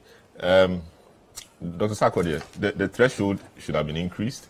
The rate should have been reduced, just so we have the volumes. It's a game of volumes, isn't it? Yeah. If it's smaller and more people do it, you get more. Yeah. If it's higher and fewer people do it, you may not get more. So why didn't we reduce it so we get more people? It appears Ken Ofurata doesn't want to give out anything. Of course, it's not for that Christmas. So he reduces it, he reduces the rate, but he takes the threshold away. So it leaves us in the middle. My position about the E-levy hasn't changed. I have a whole article on it. The E-levy is good when you charge the e-commerce. Okay. There are large transactions on electronic, and they must be taxed. That form of tax is acceptable. Okay. Number two, you can also tax the profits of the telcos, and they can decide to share the tax with us, which you call the, what is the name? The incidence of tax. You can also increase the charges. And then you tax the charges instead of taxing the transaction itself. But if you want to maintain the form in which it is now, then the objective of taxing the informal sector should come to play. Okay. Therefore, if I engage a carpenter, then the law must restrict me to pay the carpenter through Momo. And then the carpenter will rather pay the E-levy, not me, the one paying the carpenter. But how is that going to be? Carpenter works. I'm talking about my proposal about the design of the E-levy. I have listed about 4 proposals: the e-commerce, the profits, the charges, and then the informal sector. If you want to tax the incomes of the informal sector with the E-levy, this is the way to go. And you are asking me how feasible. That is where we call it policy. And that is why there's the need to take your time to do your homework well, to do all the simulation, to do all the cost-benefit analysis as we do in economics before you come out. Because if you read about tax policies, taxes are not discussed, they are imposed. Once you begin to discuss it, you lose the content of it. And that is why E-levy has suffered so much noise around it, because the proper homework, in my view, wasn't done. And then you introduce it and you want to hold town hall meetings and discuss it. Would you pay or you not pay? We don't discuss tax. You impose it. But before you impose it, you do all your background checks. But they did some checks. Do your simulation. They did some checks. That's how. Where is it? Do you have no, the we were told that of course. So they said part of the things they saw too. I mean, during the checks. Why are they changing the rate? No, but that's reality. Why are they changing the rate? It's reality because it's not working. Yeah. They know from the checks or from the research that initially there'll be an uproar like we saw. People will protest and will not use it. After a while, it will pick up. Yeah. After a while, it has will it pick picked up? It's better than the way it started. It is showing the revenue collection. Yeah, but it's better than the first quarter when it started. Sure. So they did some work. The point I'm making is some work was done. Maybe they didn't read it properly, as we've seen in a few other instances. Did they make it available to the public to interrogate? What did discuss? My second point on the government. So I think that the E-levy has suffered so much noise around it. I have enumerated the design, what I think should be done. And I'm saying that we should have avoided the noise if we had done the homework well. Secondly, the E-levy as it stands now, if the government is not going to change the design, then I think as Ghanaians we must embrace it. Because the reason is, at this moment, the government is in dire need of revenue. Serious need of revenue. You ask me why the government has not been able to intervene during the crisis, war, and the COVID. It's because the government has serious fiscal challenges. The government doesn't have money. So, in my view, this VAT and the present, state of the E-levy may be the short-term revenue measures for government. And with the IMF program coming on board, if we are able to recover our economy, we should take a second look at the E-levy again. And talk about the design. And then the threshold. I think what I've seen in the budget, the government is trying to, I've talked about the safety net. So even though the government is charging the 1% on the 100 cities, 50 cities, 20 cities, it is going through another door to increase the safety net. The LEAP and all of that? Yes, through capitation grants, school feeding, LEAP, the free SHS is still there.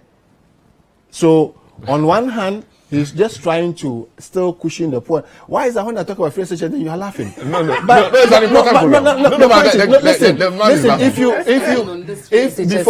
you listen to some professors at Legon, and some of my friends who are so happy about the free SHS, because every year their cousins, their nephews, and their nieces will bring a bill of school fees that they have to pay, including me. Nobody has said that it's not a good policy. We spent quite some time on this. Okay, I wasn't here. I'm sorry. I wasn't here. It is about the targeting. Yeah, I'm sorry. I wasn't here. So that's my point on that. Yes. So the government is taxing the 100 cities treasury. Yes. I was on another platform. I told you. I was on another platform, and then going through another door to cushion them.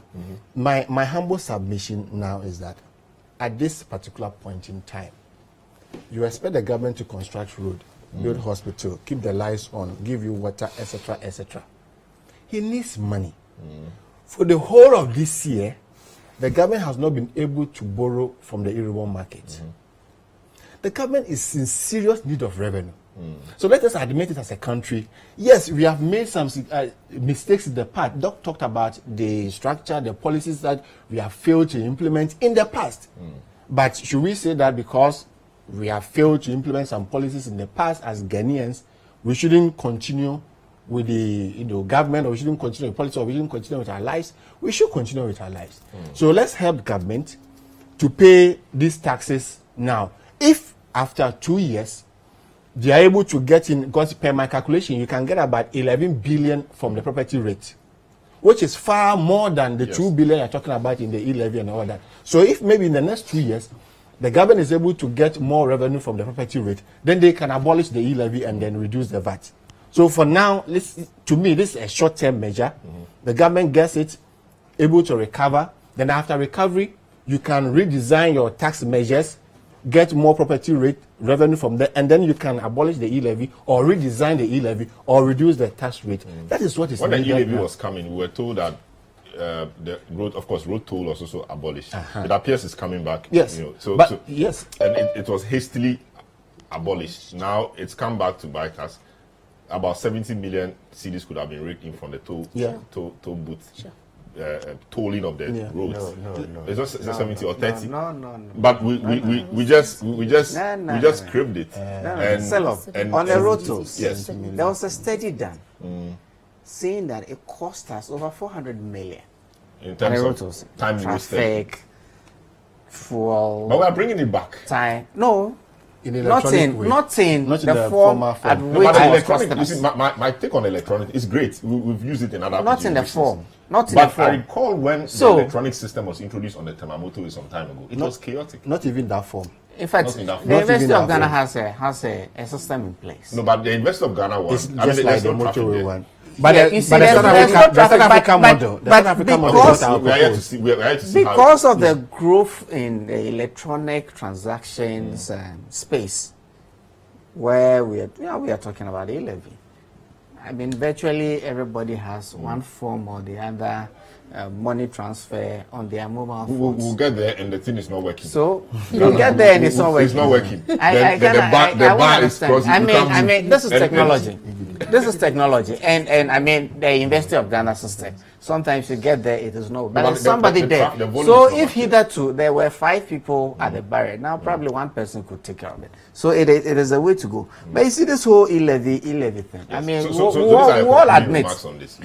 all admit that there's growth in commerce in that front. And government itself is also investing in that sector. Talk about the interoperability system. It's all investment from government. Now this is where we find ourselves in a place where we have to aggressively look for money. So you think that 1% is just good? The threshold means. My point is that every time government has made this adjustments or introduced new laws, I mean there has been a steady.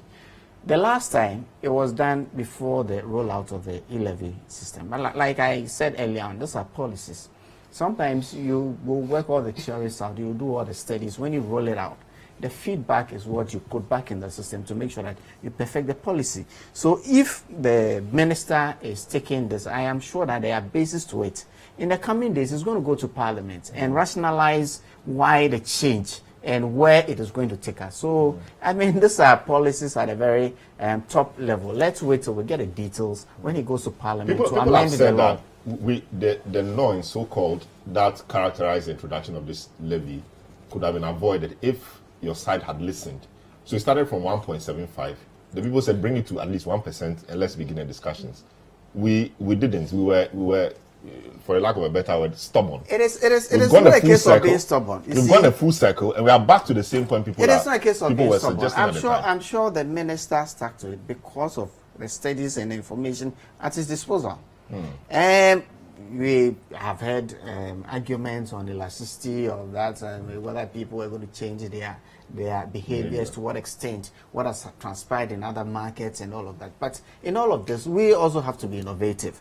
We have done a whole cycle. We are putting in, the feedback is getting into the policy. So let's just give the minister the opportunity. Let him go to Parliament, rationalize the new thresholds and the new tax rates. So we get the details, and then we can come back in. Very well. So we need to switch. So I just wanted to take 30 seconds each from you on your concluding remarks. I'll come back to you. Now, you've done that already. So wait. Just concluding remarks. The government needs revenue. There must be a comprehensive approach to revenue mobilization. All angles, property, rent, all angles, and then when they have received the revenue, the end use of the revenue is important. The efficient use of it is important. Because if you collect somebody's E-levy and collect VAT, and the person is still driving on rough road, the person will be painful. Yes.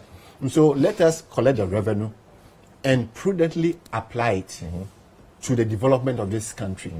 And sure, and reflect the mood of the country. Yes. Let me put in this pedestrian point. People think that the president traveling to Qatar to support the Black Stars was not necessary. It was necessary. Was it necessary? It was necessary. It was? It was necessary. When his colleagues in other developed countries just did so via phone call, traveling all the way there when we have crisis. Are you referring to the U.S. situation? Yes. Yesterday I saw the Liberian president. No, he's in a different... But I think the president had traveled somewhere. Why is that? He wanted to pass Doc. there. Yeah. Why is he in a different... No, but he's going to watch his son. Yeah, that's different. I mean, that's for another country. Yes, but that's his son. I mean, but Liberia is not Ghana in any case. But you're comparing us to the US. Their situation is not as ours. It is not only about the monetary, benefits of the World Cup. When we are talking about football, the mood, the unity, we must pay the passion of the nation. Yes. If maybe the president's visit is going to motivate them to win matches, imagine Black Stars had won on Thursday. Would we didn't win. I'm not sure we would have even come for this show. But we didn't win. We'll be celebrating by now. And so let us not underestimate the importance of football. I think the president went somewhere and he passed it. I don't have the details, but I'm saying that it is important to motivate the boys to play, win for us. When we get a win, the benefit that we get is not monetary benefits. Yeah, that's true. There's a lot about benefits of football or sports than just the monetary side. Very well. So, Dr. Sarkodie, thanks. Dr. J.K. Daku. Yes, I think Dr. Sarkodie has already said what I wanted to say. If we want to... Sorry about that. That's what you get when you have two academics. Yes. So, I mean, if we want to be able to be aggressive in our revenue mobilization, we need to go all out and do it. That's what we need to make our debt sustainable at the moment. We need to go all out and be aggressive in mobilizing our revenue. I mean, it's okay to say that we've introduced platforms that would help us, help people pay their taxes on time, and it's convenient, etc.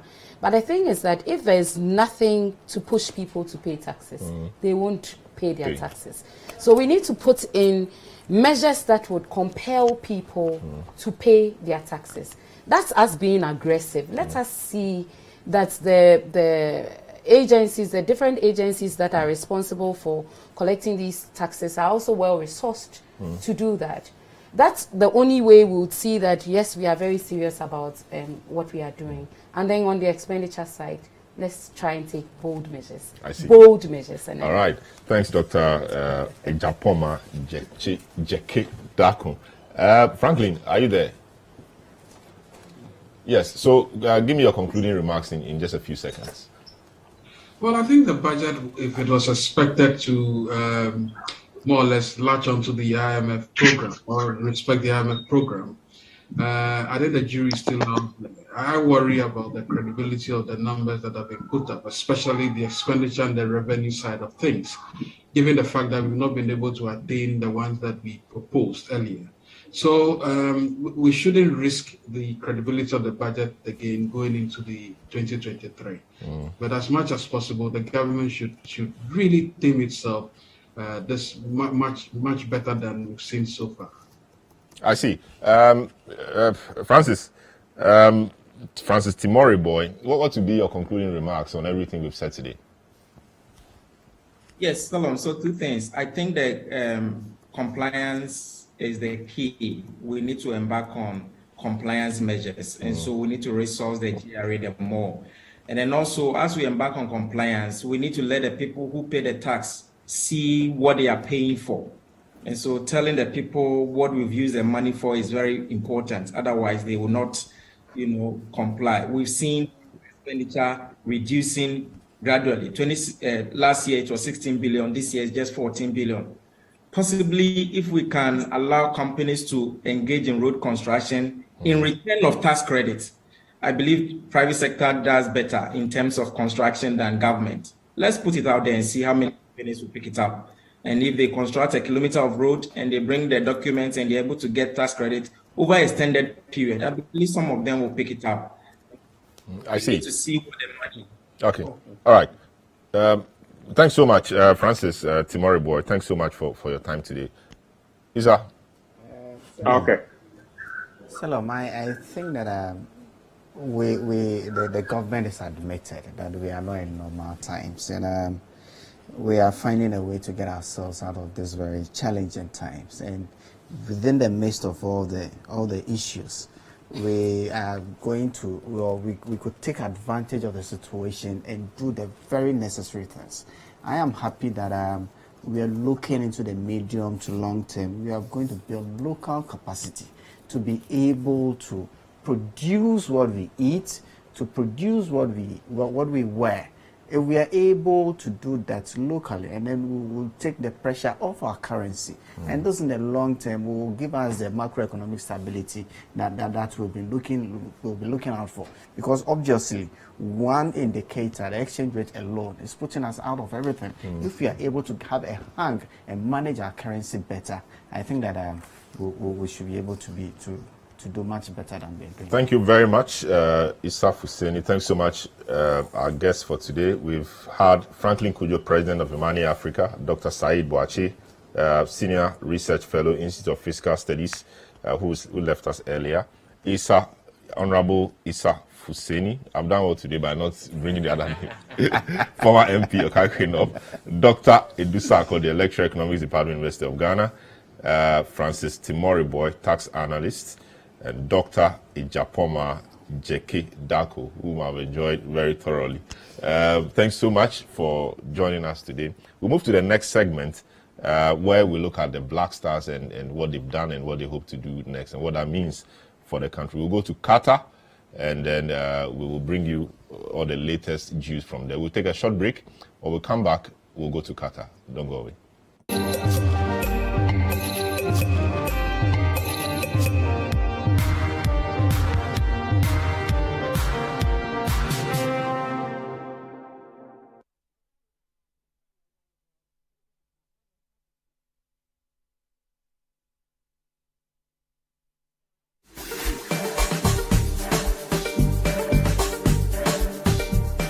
What do you get when you mix the best DJs in the country, the most amazing live band sets, delicious cocktails, and wonderful food? Back-to-back hit music from Ghana's finest group, Prayer, and being serenaded by the brilliantly talented Akwabua. The biggest outdoor party, of course. Situation 2022. Are you ready to party? We are changing the situation on December 24, 2022 with the biggest outdoor party in Accra. The Situation Outdoor Party 2022. Let's wrap up the year in style with the most epic party to end all parties this Christmas Eve with Situation. Make your Christmas Eve come alive with the most incredible DJs who will keep you dancing all night long. Amazing live band sets and the crooner Akwabua. It is the perfect ingredient for the best party this festive season. Ain't no party like a city party, because a city party don't stop. This will be another one to remember. Date Saturday, 24th December 2022. Venue La Palm Royal Beach Hotel, Accra. Time 8 p.m. Dress code, it's an all-white affair. For table booking, call 020-5973-973 or 055-8973-973. Book your table and make reservations now. Media partners, Ghana Weekend and City FM. This is powered by City TV. This is a Beyond the Return event.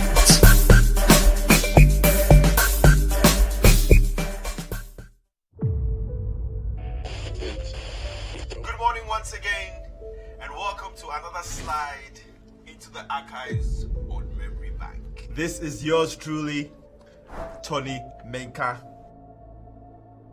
An opportunity to prove yourself.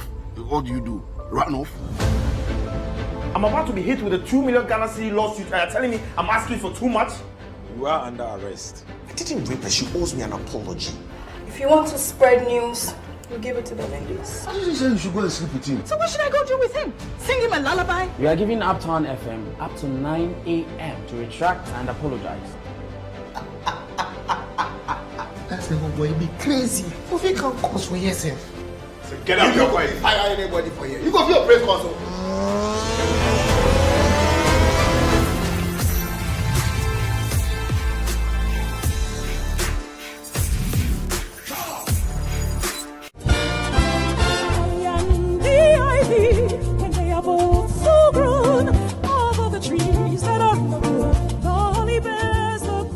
Are you ready to rock the Christmas? The band Kokui presents Nubian Noel 2022. Rock the Christmas. Nubian Noel is the Christmas concert that gives a unique twist to your favorite Christmas carols. Nubian Noel 2022 will take place on 1st December at 6 p.m. at the National Theatre in Accra and will feature Ghana's dynamic Afro-popper band, the band Kokui, and surprise guest artists. Don't miss out on the most magical musical event of the Christmas season. Ticket prices are 200 Ghana cedis for VIP single, 350 Ghana cedis for VIP double, 150 Ghana cedis for standard single, and 250 Ghana cedis for standard double. Call or WhatsApp 055-331-3102 or visit The Band Kokui on all social media platforms. Tickets are available at the Booker Restaurant in Osu, Bar and Bean Restaurant at Embassy Gardens in Cantonments, and at City FM in Adabraka. Nubian Noel 2022 is proudly sponsored by Chango, the crowdfunding and group contribution app, and Access W, and supported by John Dell Limited, Quest Beverages, and Adroyeboa Clothing, and officially endorsed by the Beyond the Return Secretariat. Media partners are City FM and City TV. Nubian Noel 2022. Rock the Christmas.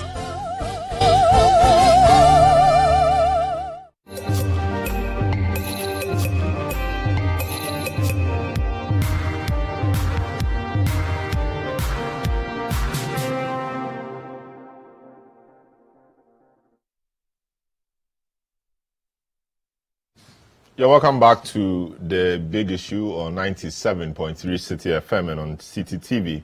We are also live on YouTube at CityTube. That's the channel. Your comments have come in, and I will read just a few, then we move into the next discussion. This one from Musa Dankwa says, it is clear the government does not believe in opinion polls. On E-levy, it did not influence them. And on free education, they have completely ignored what Ghanaians want, some sort of review. This one from Jones at Dubois in La says, good morning. This budget can best be described as Europe Peter to pay Paul. It's empty. This other one says, my name is Kwabina Enti. Selorm, I'm very surprised that this administration has increased VAT to 15% by 2.5. So where's their men? Indeed, they have no men. Bibi of case says, in these tough times, we still have non-existent catapult with a CEO and other staff taking fast salaries and hefty end-of-year package. Huge government size remains a problem. Many state institutions having 2 and 3 deputies all taking hefty salaries with CEOs, and yet these institutions are making losses. Kofi Gakpo in Teshi says, Good morning. I really think before the government presents a budget, they must do a pro-stakeholders consultation and consensus used to build the budget. The budget is out, and now we are engaging stakeholders. It should be a bottom-up approach. I think they do. It's part of the process. They meet various institutions. This one says, fellow Ghanaians, I came into your homes once again to address what happened Thursday evening. Our loss is yesterday's, in the game is due to the effect of Russia. Okay, all right. Let's move to the next subject. We're looking at the Black Stars and their matches, how camp is, and how they've been feeling after that match on Thursday, where they lost 3-2 to Portugal. Many think that in the second half especially, they did a good job and at least they deserved something from that game. They did not have to lose. A lot of people have blamed referee El Fat. Is it El Fat or El Fatah? I think referee El Fat for the penalty call and the way he flashed yellow cards at our boys, which made them a bit careful, and that affected the game generally. But we have pundits or people to speak to on this matter, guests. Let's go to Qatar, and Benjamin Ketia is in Qatar. Benjamin, you're welcome to the program. And my colleague, journalist, Atapoku, who is joining us from Kumasi. You're also welcome to the program, gentlemen. Thank you very much. Thank you very much. And also a big thank you to all our viewers for tuning in. Yes. So, Benjamin, how is Qatar? How are the boys doing? What's the mood in camp? Qatar is great, actually. Very quiet and peaceful city. Everybody basically minding their business, but you can feel the World Cup fever in the air. Everywhere you go, you bump into fans from participating nations in their jerseys at the metro, on the street, getting food, waving flags, doing their own version of Jama. You know, some of the Jama I don't understand because some of it is in their native language, but I mean, a lot of the countries have been very loud here, especially the African countries. The North Africans have been really loud. They've made their presence felt everywhere they've been. Argentines and Mexicans as well. But generally, there's a World Cup feeling here. The whole city is basically dripped in World Cup branding. There are World Cup volunteers everywhere. And I would say that if you wanted to give Qatar marks for organizing the tournament, it's early days yet, but it's looking like an A+ already.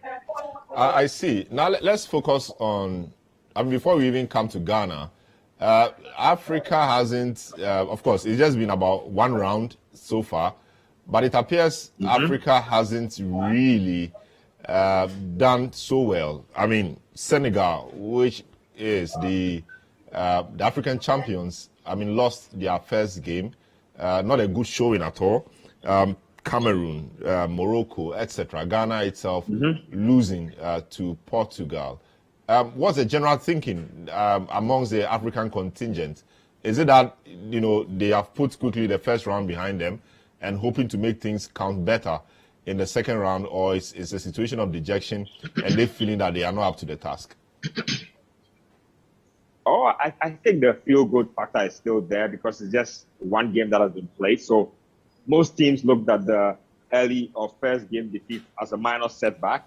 Senegal have recorded Africa's first win of the competition. They did that against host nation Qatar yesterday. So there's some hope in there. There's a lot of hope in Ghana as well to at least get a good result to catapult them to the next one when we play Korea on Monday. So this year are currently losing to Australia by 1-0. I'm a little surprised. I thought Tunisia had enough to navigate this particular encounter, but it's not been like that so far. Morocco haven't started so badly. They played out a draw in their opening game. So it's not all doom and gloom as of now.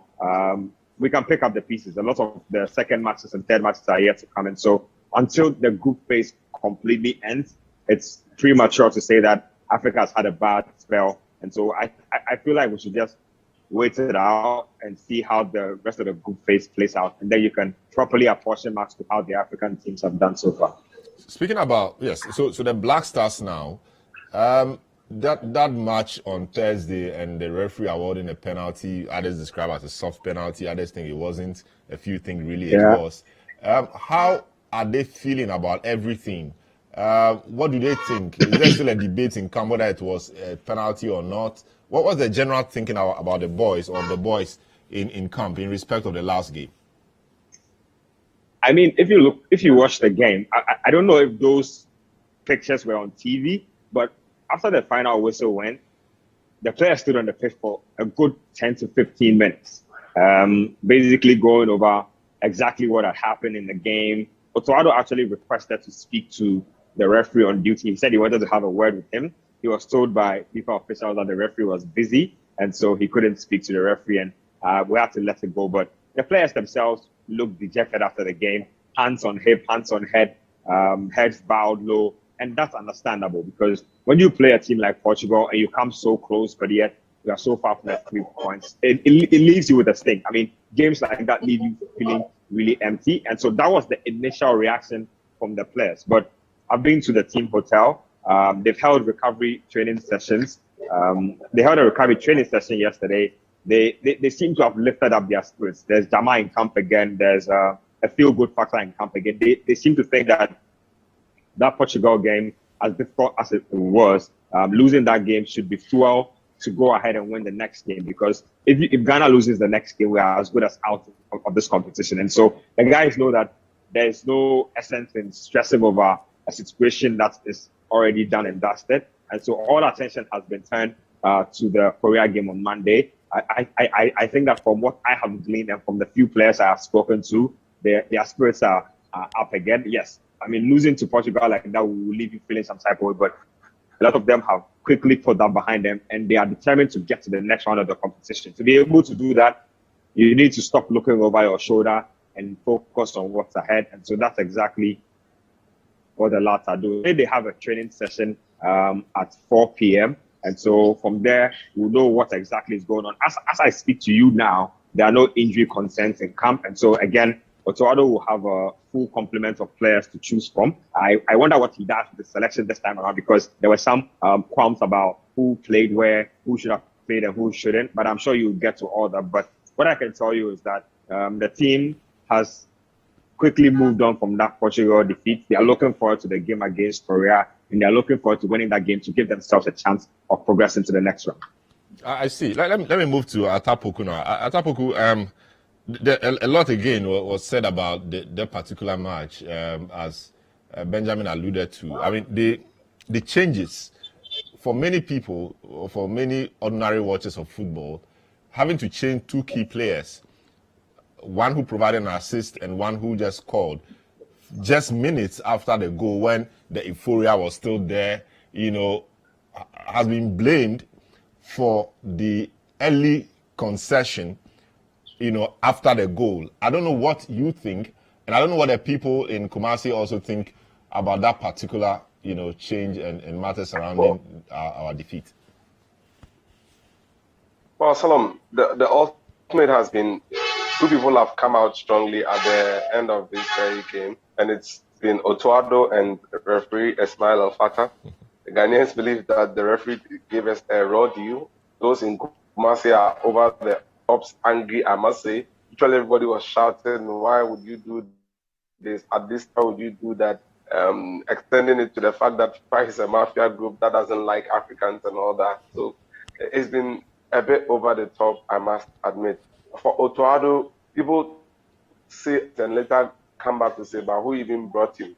I mean, we all know the level he is. He's never been here. He's a development coach and all that. So he's having it a bit easy. But you observe this closely, Selorm, and you see that image of FPA Barnier and Danlad in conversation with Edayu, only for him to turn back and then see that we have actually considered a goal. That image strikes you so hard that, look, yes, we could not build the momentum after equalizing, and that by changing, we changed roles and personnel at the same time, and the profile that had been alluded to wasn't exactly what we were going to get on the pitch. Jordan Ayew relies on pace and space. Osman Bukari's game also relies on space and pace. But Dede Ayew and Kudu don't need much space and pace to play their game. And then these two were flatly left-footed and were driving the game and taking the game to the Portuguese. So taking them off and getting the excuse of we needed a similar profile. Many think that was not a profile that was brought in for us. So yes, not happy with the referee, but also admitting that Otado did not play the card well, and that the substitutions actually played a big role in us not being able to win the game and then losing all the points from a position where we had a point. I see. Ben, what really is the conversation about that? Of course, it will be difficult to hear maybe the players themselves complain about changes and tactics of the coach. But what do you glean from the camp about that particular substitution? Is it being blamed in any way for the defeat, or some other factors are being called in? I mean, Selorm, you don't even need to hear the players actually speak to know that they were not happy, because I'll tell you for a fact, there's a photograph going around where Otado was trying to explain to Andre Ayew why he yanked him from the game. And he tried to explain to him close to 30 seconds or a minute, but Andre Ayew still was not really happy because he felt like he had built momentum, and so he didn't need to be taken off at that particular time.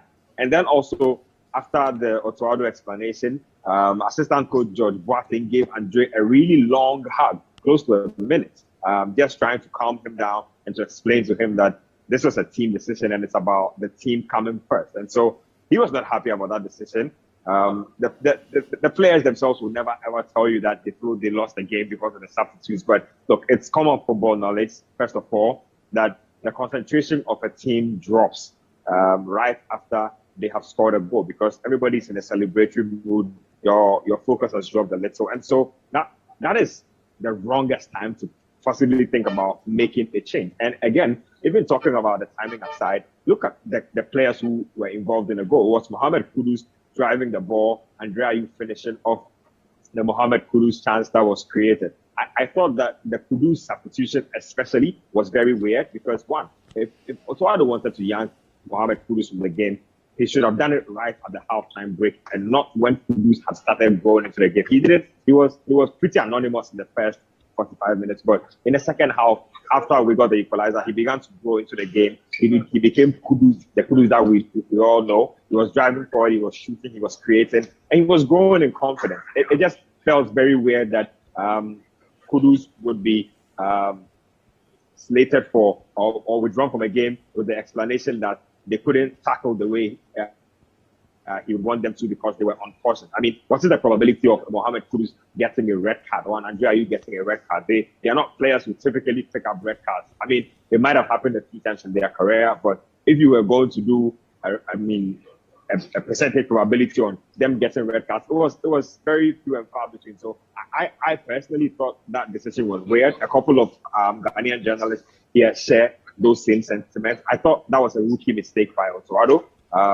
Those are some of the things that you do when you don't really know how to handle the big stage. But again, it's also strange for me because he has a whole brain trust of technical men behind him. George Boateng, Masoud Dramani, a whole bunch of guys who are very knowledgeable behind him. And so I found that decision very strange. If he made a decision on his own, it's a little weird. If he made a decision with the backing of his technical handlers, it's still the same outcome for me. But I mean, like I've said already, it's a game where you can take lessons from. You are playing against a star-studded Portuguese side, so it's only essential that at the end of the day, we take good lessons from what happened and we can make progress with it. As things stand now, everything I'm gleaning from camp indicates that the players have moved on from it. They are not speaking about it again. They are just ready to go ahead, go see Korea on Monday, pick up 3 points, and hope to finish off the job against Uruguay. I see. Atapoku, speaking about Kudus, many have said that we should actually deploy him in the attacking half of the pitch, given that in his team, Ayas, this season, that's how he's been deployed. And it's called, 12 goals in 15 matches, which is quite, a good return for any player at any level. Should we be deploying him in the last part of the field, as in attacking role, or we keep him in the midfield where he's been operating so far?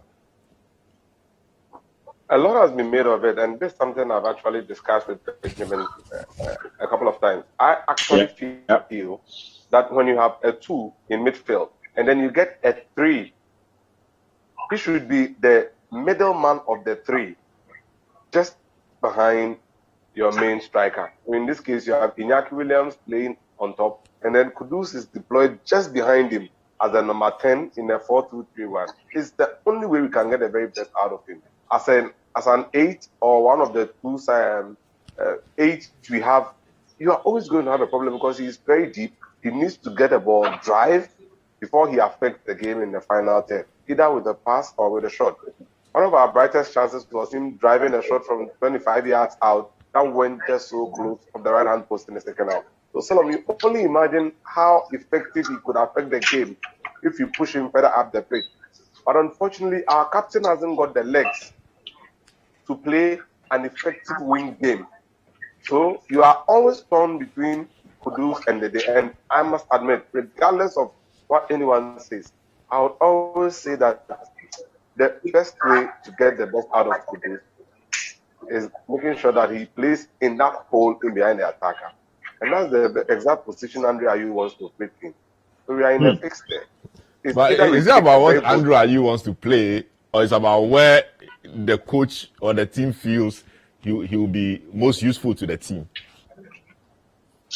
Well, Selorm, it gets to a point there is a compromise. Oh, okay, well, we can't have you in that position, but we are still going to play you, which affects the structure of the build-up. Either it's a 2-3 or 3-2, the situation will still persist. Or because you want to accommodate someone, you tell the three behind the striker, please, let's have mobility. So let's be flexible. Be switching position, which in the long run might not suit him. We have seen from Ajax that you have to take the decision of playing him as the false 9 or play Brian Bobe. And we've seen Ajax do this. Sometimes they'll bench Brian Bobe and then they would have him up there. And we've seen that's the best way to deploy him. Other than that, we stand the risk of what happened to Jordan Ayew in that cameo he made. You see, he was so out of position and so central. As soon as he got the ball, he was looking for the outlet to pass the ball to. And the outlet had not made any move. So the ball was taken out away from him. And the next thing he knew, he had lost his position. He had lost the ball. So we are going to pay for that price unless at some point we make that bold decision. There is a player at Al Sadd and then another guy also with Hyundai Jombuk, Hon Juan Imbiom, and then Jesu. I mean, when Korea were playing, they had been specifically tasked to stifle any form of creativity by the Uruguayans. And you could see these are people who understand the role specification and they were doing the job. So me, I'm talking about this with an eye on the Korean game. When they crowd our midfield, who can open the team up? It is Kudus. He can't do that deep in midfield, but rather when he's closer to the attacking third. And it's something Otuado and co would have to find a way around. At some point, one of Kudus and Andre Ayew must be on the pitch. High up the pitch, I must admit. Benjamin, how difficult a decision would that be for the technical team? I think Collins has made perfect points, honestly. I've always been of the opinion that Andre Ayew and Kudus cannot play in the same game. Now, basically because Andre Ayew is pretty old, he's lost about a yard or two. He can't really press. And so he's suited to playing better as a number 9 or a striker. Now, if you watch that Portugal game, I don't know if a lot of people noticed, there was a spell before he was substituted where he was asking Iñaki Williams to drop deep, so he would take up the number 9 spot, and then Iñaki Williams to take up the hole behind the striker. And Iñaki shook his head like, no, I'm not doing that. This is my role. This is the role I have been assigned by the coach. So it's not as easy as thinking, oh, okay, you can put this player on the bench and accommodate this guy because Andre Ayew is a big figure. I mean, if you saw the reaction to his substitution in that Portugal game, it just tells you how big a decision it will be to actually leave him on the bench entirely. But if you want to win a tournament, if you want to win in a tournament, you need to take hard decisions. And these hard decisions mean that certain individuals who are big figures in a team sometimes will have to sacrifice some of their individual spotlight to be able to give the team a bigger slice of the cake. I think that both players also being left-footed, as Andre Ayew and Mohamed Kudus, creates a problem on its own. So even if we play Andre Ayew up top and we play Mohamed Kudus behind him, there's a big tendency that the two of them will keep running into each other's space. And so it's a very big decision the coach has to make. I think that Andrea Ayew, yes, he's one of our most proven goal scorers, but he's better suited as an impact sub at this particular point. But how easy is it to drop your captain, who is just not your captain, but is also playing in the Qatari league? And so he feels as if this is his moment. The Qatari people know him. This is like a selling point for him, aside even the football issues. And so it's not all straightforward like it seems, but it looks like if Otto Addo wants to make progress against Korea, you have to take a few big decisions. And some of those big decisions would mean sacrificing important players for functional players. So importance in terms of their stature within the team, for function within the team, to give the team good balance. If you want creativity, like Colin said, Kudus might be our most creative player. He is that guy who has the ability to make something happen literally out of nothing. And so for a guy like that, do you put him on the bench? I say no. He has more energy. He has more power. He has more finesse. He's confident at this point, and he's hungry as well, because this is his first ever World Cup. We're worried about how some players like that will go to fare, because Andrea and Jordan have ever been at the World Cup. But after the first 45 minutes against Portugal, I'm not sure what Otto Addo told Kudus, but he looked like he was ready to go out there and get the business done. Like I'm saying, look, it's a hard decision that has to be taken. But if Ghana is to win the next game against Korea, and Korea are a very, very disciplined team. They are a hard running team. They are the kind of team that can run for 2 days if they have to. So Ghana needs to have the legs to be able to contain a team like that. They are also tactically disciplined. Yes, they do have a few notable names here and there, but their strength as a team is basically based on their strength as a group. And so they don't like to do too much of individualism. They like to combine their strengths to be able to pull. I see. They hit the post a couple of times. They forced it a couple of times, but it was not a very straightforward game for Uruguay. And don't forget that as things stand now, Ghana is bottom of the table. Korea have 1 point, Uruguay have 1 point. So everybody in this group has a chance of progressing to the next round. So it's going to be a very grueling encounter, and we need to be ready mentally, physically, and everything else involved. Very well. Collins, how realistic, just in a minute, how realistic will our chances be against Korea? Just in 1 minute. 50-50. It's a 50-50 thing, Selorm. If we are up for it, that's the only way. It's a 50-50 thing. Any of these sides can win the game, be it Ghana, be it Korea. So you must be willing to play for the point. If we step up, we'll get a point. If we don't step up, they will beat us. I see. Thanks so much. Benjamin, you have the final word. So should we eat before the match, or we can reserve our food and hope to celebrate after the match? So can you just repeat that again? I'm saying that, should we eat before we watch the match, or we can reserve our food in anticipation of celebration? I mean, look, when it comes to the Black Stars, you never really know. The Black Stars is full of thrills and a lot of drama. I just hope that this time the drama will be positive drama.